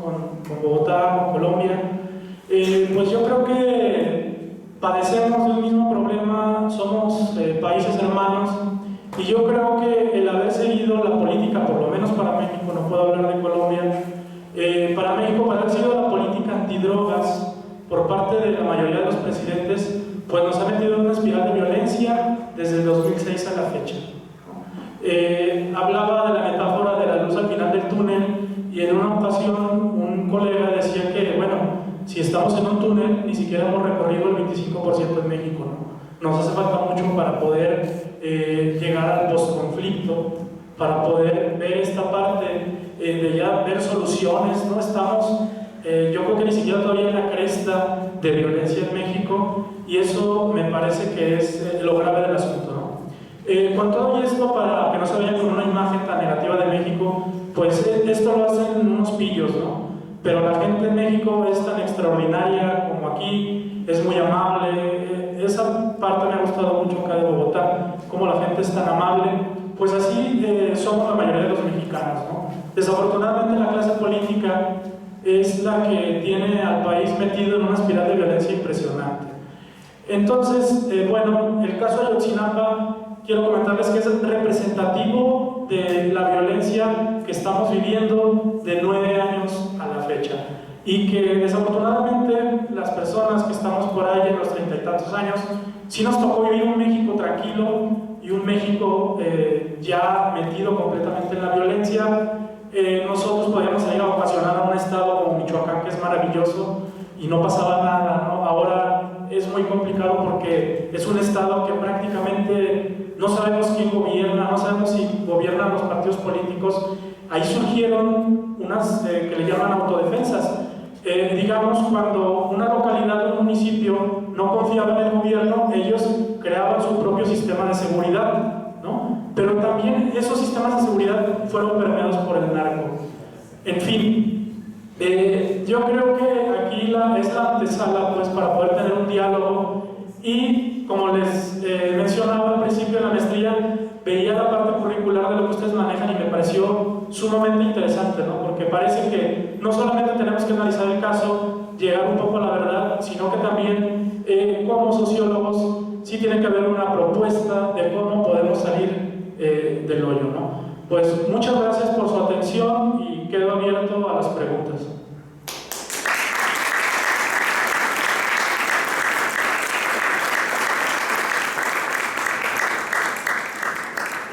Muchísimas gracias, maestro Jorge Ignacio Rosas. Yo creo que usted ha hecho una excelente investigación que nos ha permitido tener una información acerca de un hecho que obviamente conmovió a los colombianos, pero que seguramente no teníamos toda la información que usted en el día de hoy nos ha preparado. Yo creo que está muy clara, intentando pues mostrar sin excesos, apegándose a los hechos, pero siendo bastante contundente en todo lo que está ocurriendo. Como tenemos todavía una media hora para que algunos de ustedes que tengan inquietudes, básicamente los que están aquí presentes son estudiantes de pregrado de sociología, hay algunos estudiantes de la maestría, pero como la maestría funciona fundamentalmente por la tarde, son estudiantes que trabajan y vienen por la tarde a la maestría, pues la reunión con la maestría la vamos a tener mañana por la tarde. Entonces ahora básicamente están estudiantes de pregrado de sociología. De todas maneras, yo creo que ustedes han quedado con una excelente información, yo creo que ha sido una buena síntesis. Le agradecemos al profesor Rosas ese trabajo que se tomó de tratar de reunir todos los elementos, además porque es un tema que nos toca muchísimo, ¿no? Yo creo que ustedes como estudiantes pues se sienten desde luego más que identificados con esa situación, los testimonios de los sobrevivientes que realmente pues lo conmocionan a uno mucho y muestran toda esa situación tan horrible de violencia que no solamente ocurre en México, sino que también en nuestro país la hemos vivido y que esperamos que por lo menos cese en algo de sus efectos. Bueno, pues yo creo que podemos abrir entonces algunas preguntas que quieran hacer o algunos comentarios que ustedes tengan hacia la presentación que nos ha hecho de este caso de Ayotzinapa el profesor Jorge Rosas. ¿Sí?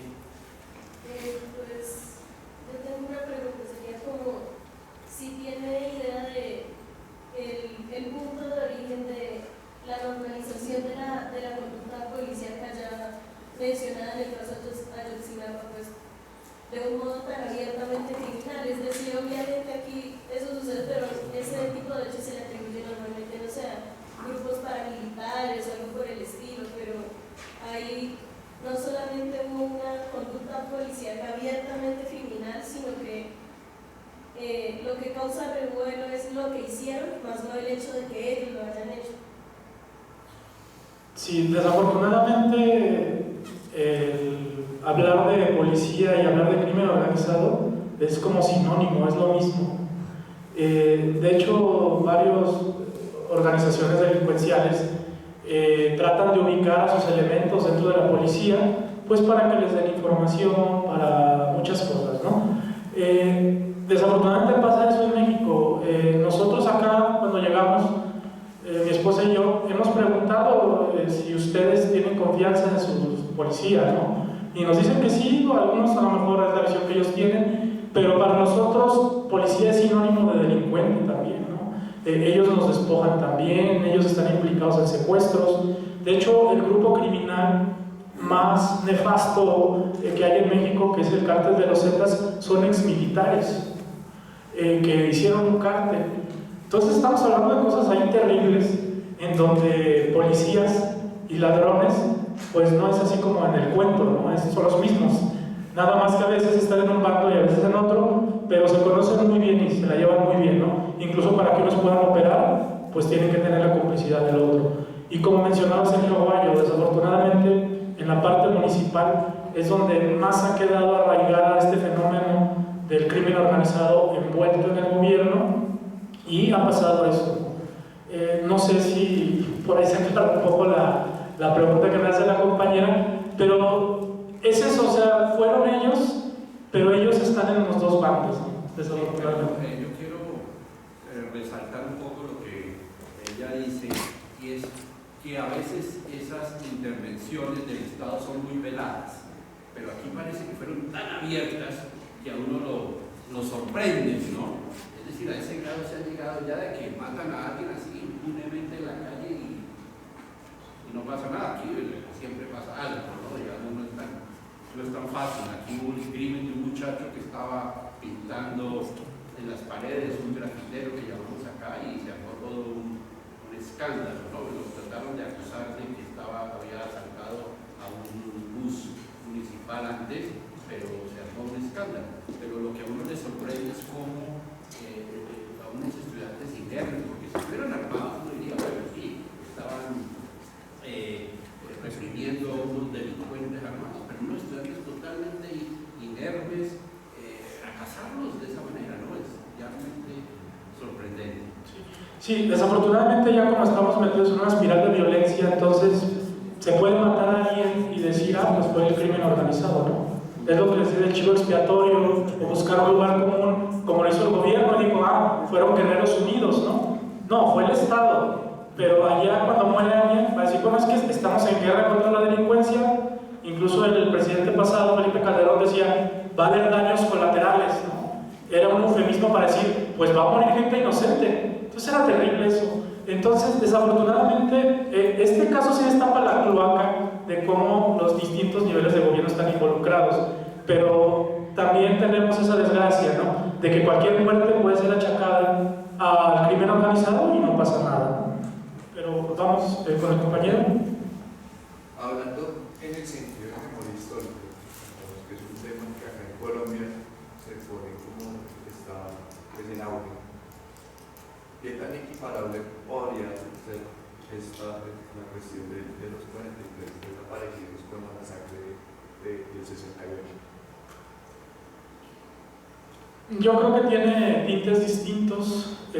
Tiene, obviamente, en el 68 pues había manifestaciones a nivel mundial, ¿no? Estaba la Primavera de Praga y todos los movimientos que surgieron a nivel mundial.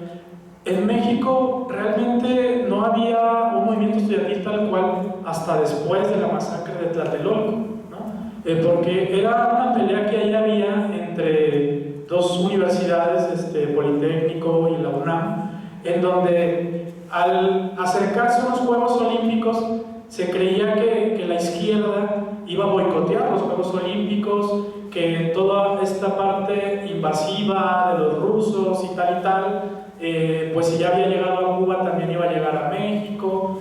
Entonces acá obviamente es una masacre, le pega yo creo que a la parte crítica y que tiene ese poder de organizarse, que son los estudiantes.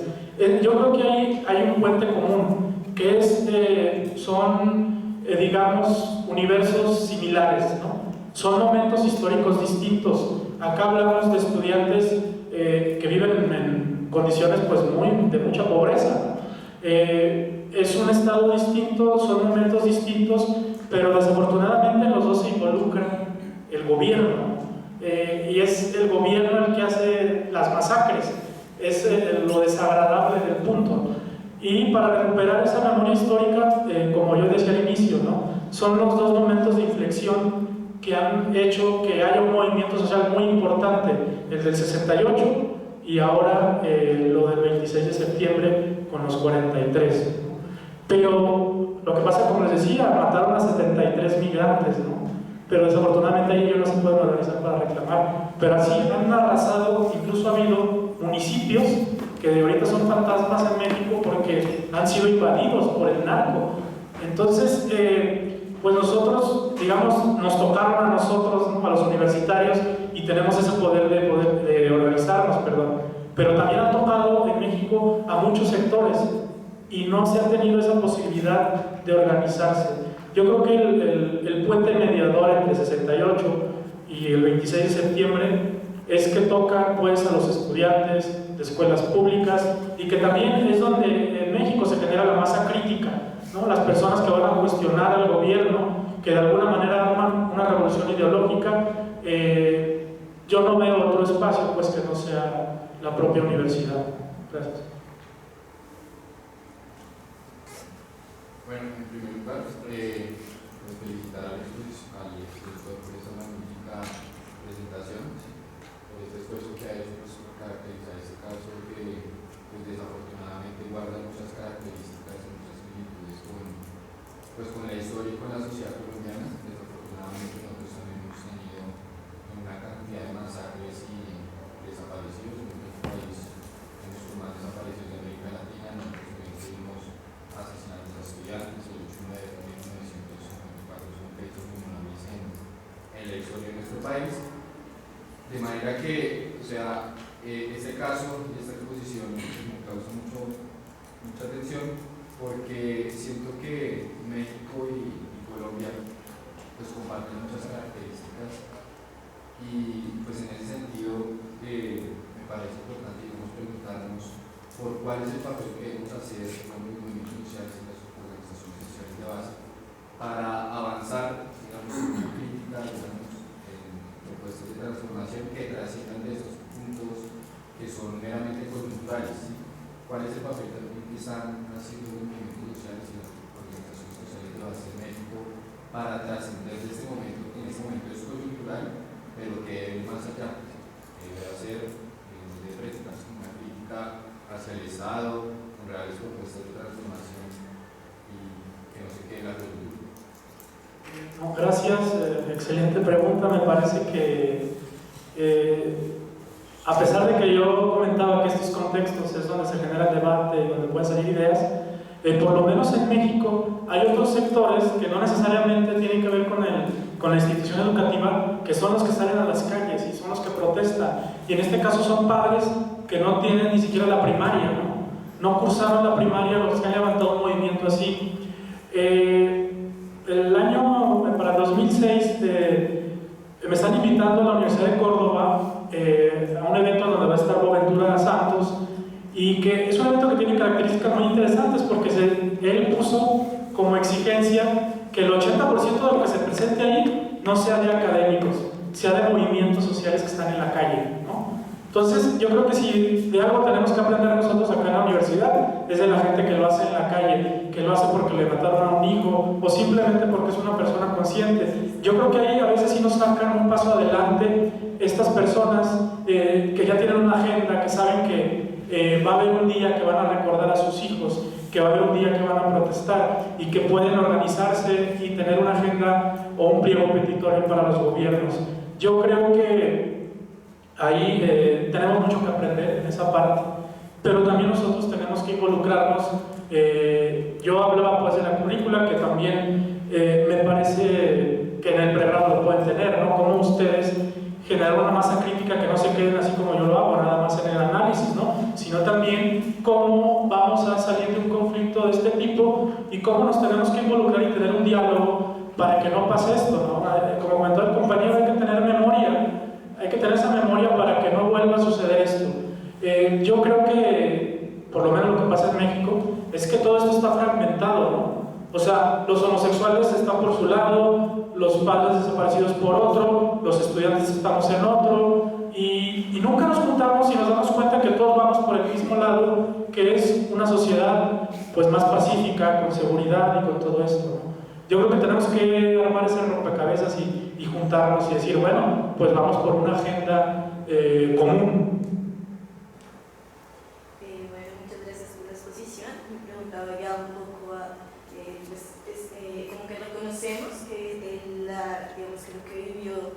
México y muchos de los sucesos que han vivido Colombia se asemejan mucho, y en ese caso hay un punto en común, y es los medios de comunicación, cómo estos influyen, digamos que divulgar esta realidad y cómo la divulgan, ¿sí? Entonces, y en ese sentido como que no permite, o por ciertos intereses políticos, que como que se extienda esa indignación en las masas, ¿verdad? Entonces, es como los movimientos sociales, los estudiantes, se están pensando no solo contraponerse contra este hecho, sino también contraponerse contra estas instituciones que reproducen este hecho, en este caso, y si existe, cómo se está pensando contraponerse contra los medios de comunicación que reproducen pues, ciertas ideologías e intereses políticos.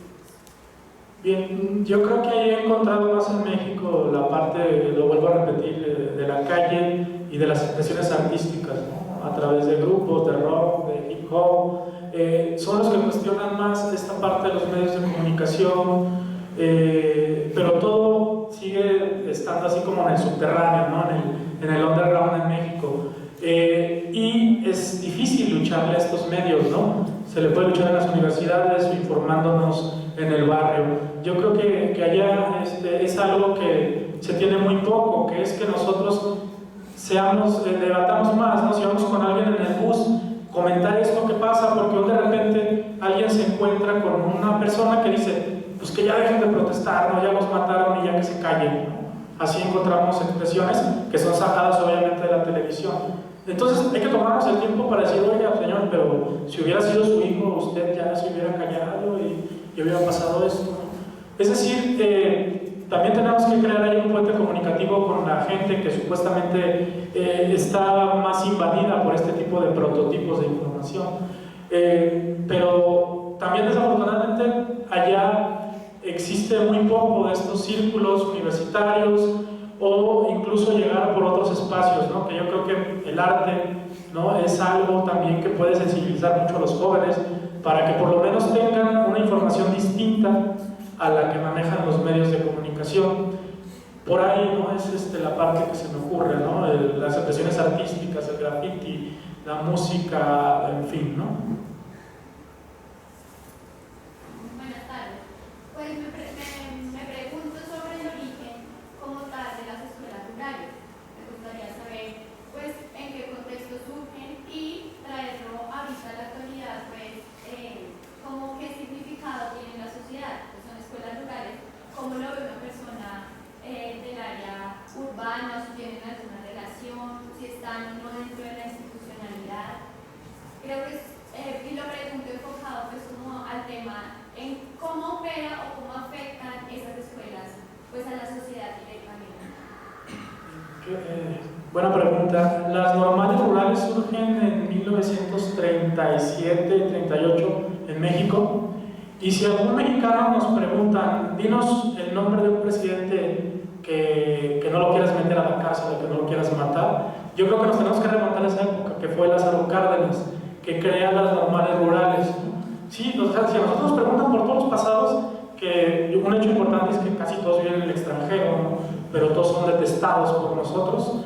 Si nos vamos a personajes que hayan hecho algo, ¿no? Por México, nos remontamos a Lázaro Cárdenas, que estamos hablando que ya vamos para un siglo, de que él estuvo casi, ¿no? Y él crea las normales rurales. Las normales rurales están creadas para que en esas zonas tan marginadas ellos pudieran producir a sus propios profesores que iban a educar a estos chicos, ¿no? Ellos son de una zona que le llaman, bueno, este estado que se llama Guerrero, pero también de una zona que se llama Tierra Caliente, que es gente muy activa, ¿no? Muy luchona. Ha habido movimientos de izquierda ahí. Ahorita hay uno que es el Ejército Popular Revolucionario, ahorita recuerdo bien el nombre. Es decir, también ellos están en un contexto donde hay personas de izquierda muy activas. Hay un guerrillero muy icónico, muy famoso para todas las normales, que es Lucio Cabañas. Digamos, ese es de los 60 más o menos, y también pues fue masacrado por la autoridad. Pero también en los 60 pues también la lucha era de otro tipo, no es como hoy. Pero sí, es en una digamos, ese es el contexto. Son zonas muy marginadas. Se busca que estas rurales capaciten a sus propios profesores para que ellos mismos en sus comunidades regresen y alfabeticen a los chicos, ¿no? De primaria y de secundaria. Este es el contexto más o menos en donde ellos se van preparando. Y sí, desafortunadamente, pues en condiciones muy precarias estudian, con pocos recursos, cada vez el Estado les quita más, ¿no? Porque si se convierten en una piedra para el zapato, para el Estado, pues simplemente no da presupuesto. Y eso también ha generado mucha solidaridad con intelectuales en México, ¿no? Con movimientos en México, el propio, yo creo que a lo mejor de los movimientos sociales que tienen ustedes más información, si no estoy equivocado, ha de ser de lo del EZLN, ¿no? Del Ejército Zapatista de Liberación Nacional, que ellos también han estado, por lo menos en la parte del discurso, apoyando este movimiento, ¿sí? Pero ese es el contexto, compañeros, no sé si contesto la pregunta, es básicamente por allá, por los años 30 del siglo pasado, y surge precisamente para que ellos no se desplacen hasta las capitales a estudiar y luego regresen, sino que tengan la educación un poco más cercana, pero que también atiendan allá. Y también estamos hablando que es gente, mucha pues, que proviene de pueblos originarios, acá no sé cómo le llamen, pero indígenas, pues, ¿no? Indígenas que después recibieron una educación mestiza y que ya de por sí eso ocasiona un conflicto en la educación en México, y también, digamos, no son como triplemente marginados, ¿no? Son indígenas, son pobres, son campesinos, ¿no? Pues vamos a matarlos y no pasa nada, ¿no? Bueno, hay un punto que me llama bastante la atención y es que sí, evidentemente, y son cosas que también los compañeros han mencionado, hay un punto de semejanza, ¿no? entre Colombia y México. Pero hay algo que me llama la atención y es que, bueno, digamos que según la exposición, a lo largo de toda la exposición se evidencia un papel del narco como el malo, ¿sí? O sea, siento que se muestra eso. Colombia tiene un proceso de narcotráfico que ha sido extenso, ya va casi unos 50, 60 años, ¿sí? Donde se comienza a consolidar el narcotráfico como tal. Y yo siento que quizás los estudiantes y los movimientos sociales tienen una deuda, los movimientos sociales colombianos tienen una deuda con eso, ¿no? Acá se pelea por las minorías, acá hay un montón de líos, de problemas, pero siento que el tema del narcotráfico ha quedado bastante sesgado. Yo quisiera saber cómo ha sido ese proceso de auge, cómo se ha permeado. Usted quizás nos comentaba algo de que el narcotráfico ha permeado muchas de las instituciones, ¿no? De que ya no se identifica entre buenos y malos, sino que todos parecieran ser de un mismo grupo. Entonces yo quisiera saber de pronto cómo ha sido ese proceso de auge de ese tipo de organizaciones.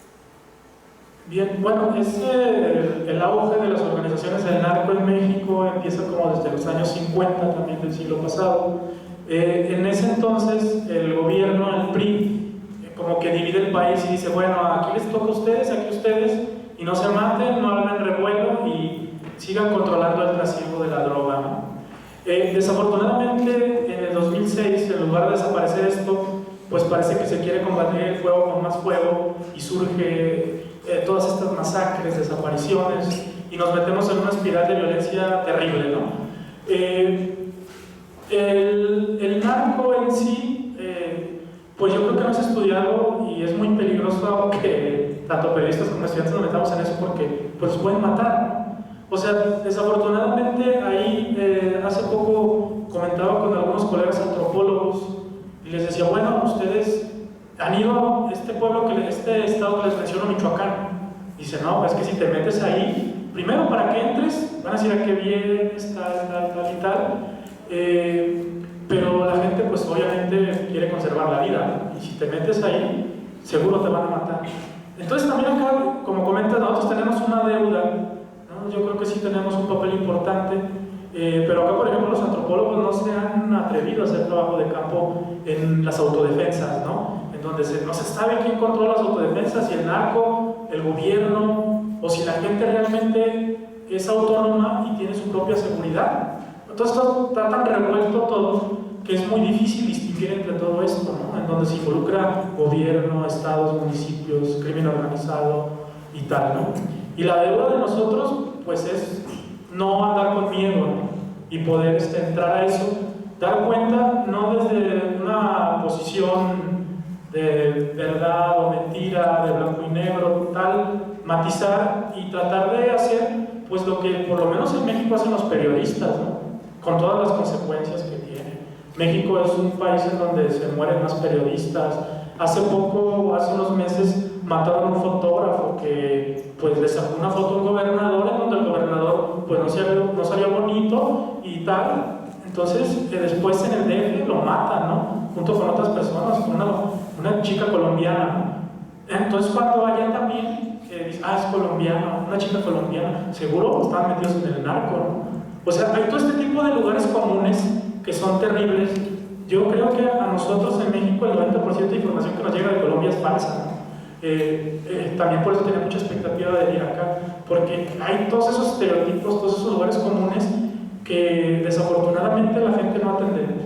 Pero para no ahondar más en la respuesta, yo diría que es eso, ¿no? En los círculos universitarios, pues, por lo menos en México todavía tenemos miedo de atender a esas, digamos, obligaciones que tenemos como estudiantes, ¿no?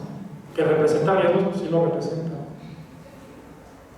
Bueno, pues con respecto a la entrevista que le hacen al padre Solalinde, me surgió una pregunta, y es porque acá la iglesia tiene mucho nexo con los gobiernos, y también porque una vez vi un programa, mi mamá estaba viendo un programa y yo llegué y estaba viendo, es mexicano, es algo religioso, no recuerdo cómo se llama, y era un capítulo donde se mostraba como también la discriminación de la Policía Federal,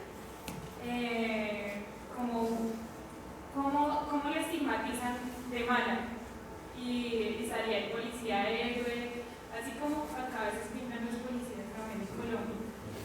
Y entonces mi pregunta es, ¿qué nexo tiene la iglesia, siendo ya también un país muy católico como el nuestro, con el Estado y con los medios de comunicación? Sí, sí tendría que haber advertido que este es un caso extraordinario, ¿no? Este no parece un religioso. Obviamente viene de toda esta teología de la liberación, un activista, una persona que dentro de los círculos que tienen el poder religioso en México, pues está prácticamente hecho a un lado.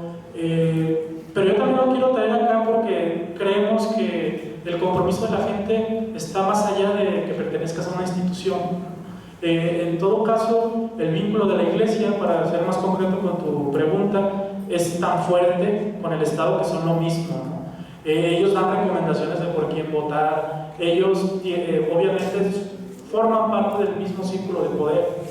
Este es un caso así como rarísimo, el del padre Solalinde, que realmente se compromete con el pueblo, con los migrantes, con las minorías, ¿no? Con la gente que ha sido maltratada de manera histórica en México. Sí, nada más es un caso rarísimo. Todo lo demás yo creo que es como aquí toda la iglesia, puede haber sus excepciones como el padre Solalinde, pero forman parte del mismo círculo de poder. Bueno, muchas gracias. Primero me gustaría preguntarle, ahorita que usted mencionó que estamos en el 25% del túnel, para recorrer el otro 75%, ¿qué medidas deberían tomarse para intentar salir de ese proceso de violencia? Y dos, usted mencionó que pues, básicamente hay un problema de un Estado mafioso, narcos con mucho poder para ejercer violencia, pero entonces, ¿dónde queda el papel de la sociedad civil, no? Porque, por ejemplo, en Colombia, donde ahora está la discusión, no solo hay que meter entonces a los guerrilleros a la cárcel y que ellos cuenten la verdad, no. Han habido elementos empresarios, gente del común, comerciantes, que han sido actores fundamentales del conflicto en nuestro país. ¿Cuál es su análisis de la sociedad civil en México como cómplice de este proceso de violencia? Sí, yo creo que sí hemos sido cómplices, consentimos mucho todo esto, incluso en los mismos círculos universitarios. Yo que soy del centro universitario, donde no nada más hay gente pues, de las áreas sociales, me doy cuenta que de otras áreas están desinformadísimos, ¿no? Y que incluso reproducen esas verdades de la televisión o de los propios medios. Volviendo a esto del túnel, Yo creo que en México, a nivel gubernamental, ya nos tendríamos que dar cuenta que no podemos seguir aplicando la misma política antidroga, cuando en Estados Unidos ya se están aprobando la marihuana, incluso para uso regenerativo. Y hemos aplicado una política no dictada por nosotros, sino por otro país. Entonces, primero, el gobierno que llegue ahí, que no es este obviamente, no va a ser el Partido Revolucionario Institucional, que tiene una forma de hacer política nefasta, que nos ha metido también en esto. El gobierno tendría que reconocer esa parte, que la política antidrogas que se ha aplicado no va a ayudar a salir de la violencia, y que todo esto va a ser así, poco a poco con recomendaciones, primero con una concientización de que eso no nos lleva a nada, y que los propios medios también sean conscientes de que ellos mismos los han tocado, ¿no? A ellos mismos les han secuestrado a sus familiares. Hace algunos años a 2 empresarios muy importantes de México les secuestraron a sus hijos, y ahí sí se armó todo un merequetengue, ¿no? Y a ellos sí los recibió directamente el gobierno, y cuando hay alguna cuestión de hacer propuestas, ellos van en representación casi de todo México. Obviamente está bien que representen, ¿no? Pero también hay otros que tienen que ir a representar. Yo creo que por una parte está la política exterior, esa de ser tan dependientes de lo que diga Estados Unidos, para irle quitando poder al crimen organizado, ¿no? Si le quitas el dinero, si le quitas el trasiego de drogas, lo vas a ir debilitando. Esa puede ser una opción. Y la otra, pues la deuda de la sociedad civil, de informarnos, de crear conciencia. Eso es algo pues en lo que tenemos que empezar a trabajar. Y esta metáfora, pues desafortunadamente eso se ve, la escalada de violencia, uno lo va viendo como en la parte de la cultura, ¿no? Una colega mía en una primaria le preguntaba a los niños que qué querían ser cuando fueran grandes, y los niños decían que querían ser zetas, que querían pertenecer a un cártel de la droga. Era la imagen que también se está dando de una persona exitosa, que tiene dinero, que tiene lujos, que tiene mujeres, ¿no? Entonces también ahí tenemos que aterrizar con la parte cultural desde abajo, negando o desmitificando esta figura heroica de los delincuentes, ¿no? Allá de repente un delincuente le llaman la Barbie, esto, lo otro, pero se los mantienen en el anonimato. Después salen y no saben su nombre de verdad. Ellos pueden hacer su vida como si nada hubiera pasado, ¿no? Pero sí, tenemos que hacer un trabajo prácticamente desde niveles básicos para que la gente empiece a detestar un poco estas figuras que se crean de manera heroica de la violencia, ¿no? El compañero que estaba allá atrás desde hace rato estaba levantando la mano. Las últimas 3 preguntas. Ahí, ya. A ver, 1, 2, 3. Pues yo quería saber más o menos qué tanto contribuye el medio de comunicación con la misma figura del narcotraficante exitoso y el narcotraficante con algunos de los narcos. Porque es que aquí en Colombia pasa lo mismo, y es que aquí en Colombia los medios de comunicación, los medios privados, enaltecen la figura del narcotraficante, e incluso eso lo imaginan en otros países. Pues yo creo que sería básicamente igual, ¿no? Para ellos, para los medios de comunicación, si enaltecer esas figuras es rating, es dinero, lo van a hacer, ¿no? Y crean series de la vida de un capo, y bueno, ¿no? No hay desde los medios de comunicación una crítica fuerte hacia la creación de estas figuras míticas. Aquí lo que deberíamos hacer es pues, recaer en medios alternativos, ¿no? O incluso que en la sociedad civil empiece a hacerse esa especie como de negación del héroe, ¿no? Hay una experiencia de un alcalde del sur de Italia, de allá de una mafia, en donde ellos a partir de, como sociedad civil, empiezan a organizarse y empiezan a detestar a estas figuras, ¿no? Ya el narco ya no era, como les decía, ya teníamos un narco que es la Barbie, el Chapo, bla, bla, bla, no. En Italia empiezan a decir es el marrano, es el sucio, es una figura detestable y hay que odiarla. Además empezaban ellos así, en un apartamento, la gente sacaba una sábana blanca diciendo que estaba en contra de la violencia y de toda esa cultura, ¿no? Entonces la gente sacaba su sábana blanca, y pues donde no había sábana blanca, ahí había un punto pues, ¿no? A criticar, ¿no? Es decir, también si hay algo que a la cultura del narco no le gusta, es el desprestigio social, ¿no? Entonces yo creo que con estos pequeños ejercicios de este alcalde, no recuerdo de qué localidad de allá de Nápoles, y que tenía que ver con todo esto también del narcotráfico que hay allá, pero que ellos entraron a esta parte, ¿no? Como del posconflicto. Él llegó con otras armas que no eran precisamente de fuego, ¿no? Sino que era una cuestión más cultural. ¿Cómo vamos a desprestigiar eso para que la gente se dé cuenta que eso no está bien, ¿no? Y empezaron a hacer este tipo de ejercicio. Buenas tardes. Pues lo primero es un comentario más que todo sobre el carácter sistemático que ha tenido unas prácticas del Estado sobre estas escuelas rurales. O sea, no es algo al azar. El hecho de que Lucio Cabañas, reconocido guerrillero, haya sido estudiante del FINAPA ha generado, creo yo, una lógica de pronto que se marca en el macartismo, y es que se pretende evitar nuevos futuros líderes que atenten contra ese orden del Estado.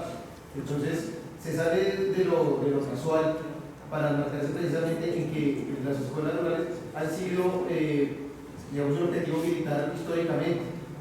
Eso es por un lado. Por el otro, dentro de la relación del Estado y los medios de comunicación, pareciera haber la impresión de que existe una especie de protocolo secreto con el cual se actúa cuando ocurre este tipo de casos. ¿Sí? En el masacre de Tlatelolco, en el 68, sale Jacobo Zabludowski y habla de 20.000 cosas menos de lo que acaba de ocurrir. Y la atención se empieza a desviar hacia allá. Lo mismo pasa con la Yoxinapa y lo mismo ha pasado acá en Colombia, donde ante las problemáticas que suceden a diario, prefieren mostrar la situación, en este caso, lo más reciente, de Venezuela.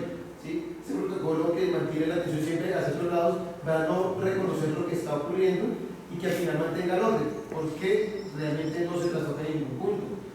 Los presidentes siguen estando ahí. Lo máximo que ocurrió en este caso fue que Murillo lo mandaron de embajador a Portugal, pero que realmente no ocurre nada. O sea, existe también como una línea en que los medios de comunicación ya prácticamente saben qué tienen que hacer, saben hacia dónde tienen que desviar la atención, y eso ayuda a mantener ese orden. Entonces es como una comparación con Colombia, en donde siempre la atención se desvía, los medios tienen como ya muy claro, unos personajes concretos, de desviar la atención y que mantenga el orden. O sea, esa relación el Estado se convierte, y entre el Estado y los medios se convierte muy importante para que a la larga no ocurra nada. Excelente análisis. Cuando empecé con este trabajo, que fue desde que surge este desagradable suceso, lo enmarco en la teoría del frame. De hecho, bebe un poco más como de las ciencias de la comunicación, en donde precisamente se enmarca todo, ¿no? Hacia algo. Entonces yo desde que surge este caso veía que es, bueno, todo lo vamos a cargar a que los malos son los narcos, si hay un muerto son los narcos. También nosotros vamos limpiando nuestra imagen como gobierno. No hay que involucrar a la federación, no hay que involucrar al Estado ni a los municipios. Y bueno, si ellos ya son los malos de la película, vamos a cargarle todo. No es que sean angelitos, obviamente, ¿verdad? Lo que sí ha hecho esta coordinación que mencionas es, vamos a mostrar una parte de la realidad, ¿no? Como yo iniciaba con esta metáfora del caleidoscopio, esa realidad que nos muestran está completamente fuera del tubo, ¿no? Es decir, vamos a crear una verdad falsa para tener legitimidad, pero cuando empieza a brotar la verdad de las cosas y se destapa la cloaca, pues se ve cómo hay una colusión de todos los gobiernos en todos los niveles, y es muy, muy desagradable. Y también esta parte de la desaparición sistemática que ha habido con grupos, como comentaba, ¿no? Rurales, marginados, que tienen esa característica en México, tanto en el sur como en el centro, ¿no? De siempre ser como la piedra en el zapato de los gobiernos, de siempre estar luchando para que se hagan las cosas de manera distinta. Quien lo ha conseguido un poco ha sido el Ejército Zapatista de Liberación Nacional. Tienen la escuelita zapatista, que desde ahí ellos quieren generar una lógica distinta de cómo tenemos que educarnos, de cómo tenemos que vivir, de cómo podemos crear algo distinto al capital. Pero los antropólogos tampoco han entrado en la escuelita zapatista, no los han dejado entrar. Entonces a veces esto es un poco paradigmático para nosotros, porque queremos encontrar otros referentes, pero nos lleva tiempo todo eso. Última. Me parece curioso un punto que nos estaba planteando de que los partidos políticos tenían el dominio, o sea, prácticamente cierto monopolio sobre la política del país. Y otro punto que me parece importante es cómo la inconformidad de la población va en aumento, pero las circunstancias sociales y sus mismos dirigentes siguen en el poder. Entonces estos dos hechos me parecen interesantes porque se remontan en la historia del país, más o menos en la década de los 70 y 80, me parece digamos, a lo del Frente Nacional, el inconformismo del gobierno, pero digamos como ese monopolio que ejercen ciertas instituciones sobre toda la población. Sí, desafortunadamente ya somos un país de monopolios y el PRI ha estado más de 80 años en el poder, lo dejó vacante 14 años y fue peor. Me acuerdo de una frase que leí en un libro de Bauman que decía que estábamos mejor cuando estábamos peor. Cuando llega el PAN, 2 periodos, 12 años, terrible, tan terrible que el presidente que inicia todo esto es Felipe Calderón, que es de un partido distinto al PRI. El PAN es un partido de tendencia conservadora, de ultraderecha y de derecha, básicamente, pero realmente el poder siempre lo ha tenido el PRI después de la Revolución Mexicana, ¿no? Después de 1910 vienen teniendo un control y pues todo esto de la corrupción le ha costado mucho tiempo poder permearlo en todas las instituciones. Y el PRI es eso, ¿no? Es un lastre que hace 4 años que volvió, pues en nosotros que hemos vivido con el régimen del PRI, nos pareció una terrible noticia, ¿no? Y cuando ha habido la posibilidad de que haya un gobierno distinto, como fue en el 2006, les mencionaba del fraude vivo en México, yo creo que ese fue el momento histórico para que en México hubiera una alternancia después de 70 y tantos años. No se dio, ¿no? Y pues lo estamos lamentando mucho, ¿no? Porque la persona que llegó nos metió en esta espiral de violencia. Tampoco el otro nos iba a llevar a tocar el cielo y las estrellas, pero por lo menos estaba rodeado de un equipo muy importante, intelectuales muy importantes que hubieran hecho algo que no eran precisamente esa clase política que ha dominado el país durante más de 80 años, ¿no? Y bueno, ya para terminar, lo interesante de este caso es que están involucrados todos los partidos políticos. El PRD, los presidentes municipales eran del PRD, el gobierno de ese estado era también del PRD, el federal por parte del PRI, pero también ahí está involucrado el propio Partido Acción Nacional, ¿no? Es decir, también es un caso muy interesante porque habla de que todos los niveles de gobierno son corruptos, pero que también todos los partidos políticos estaban involucrados en esto. Muchas gracias y bueno, agradecer el diálogo, la atención y bueno, me voy maravillado pues de la atención y también del diálogo que hay con los estudiantes acá en Bogotá, ¿no? Gracias.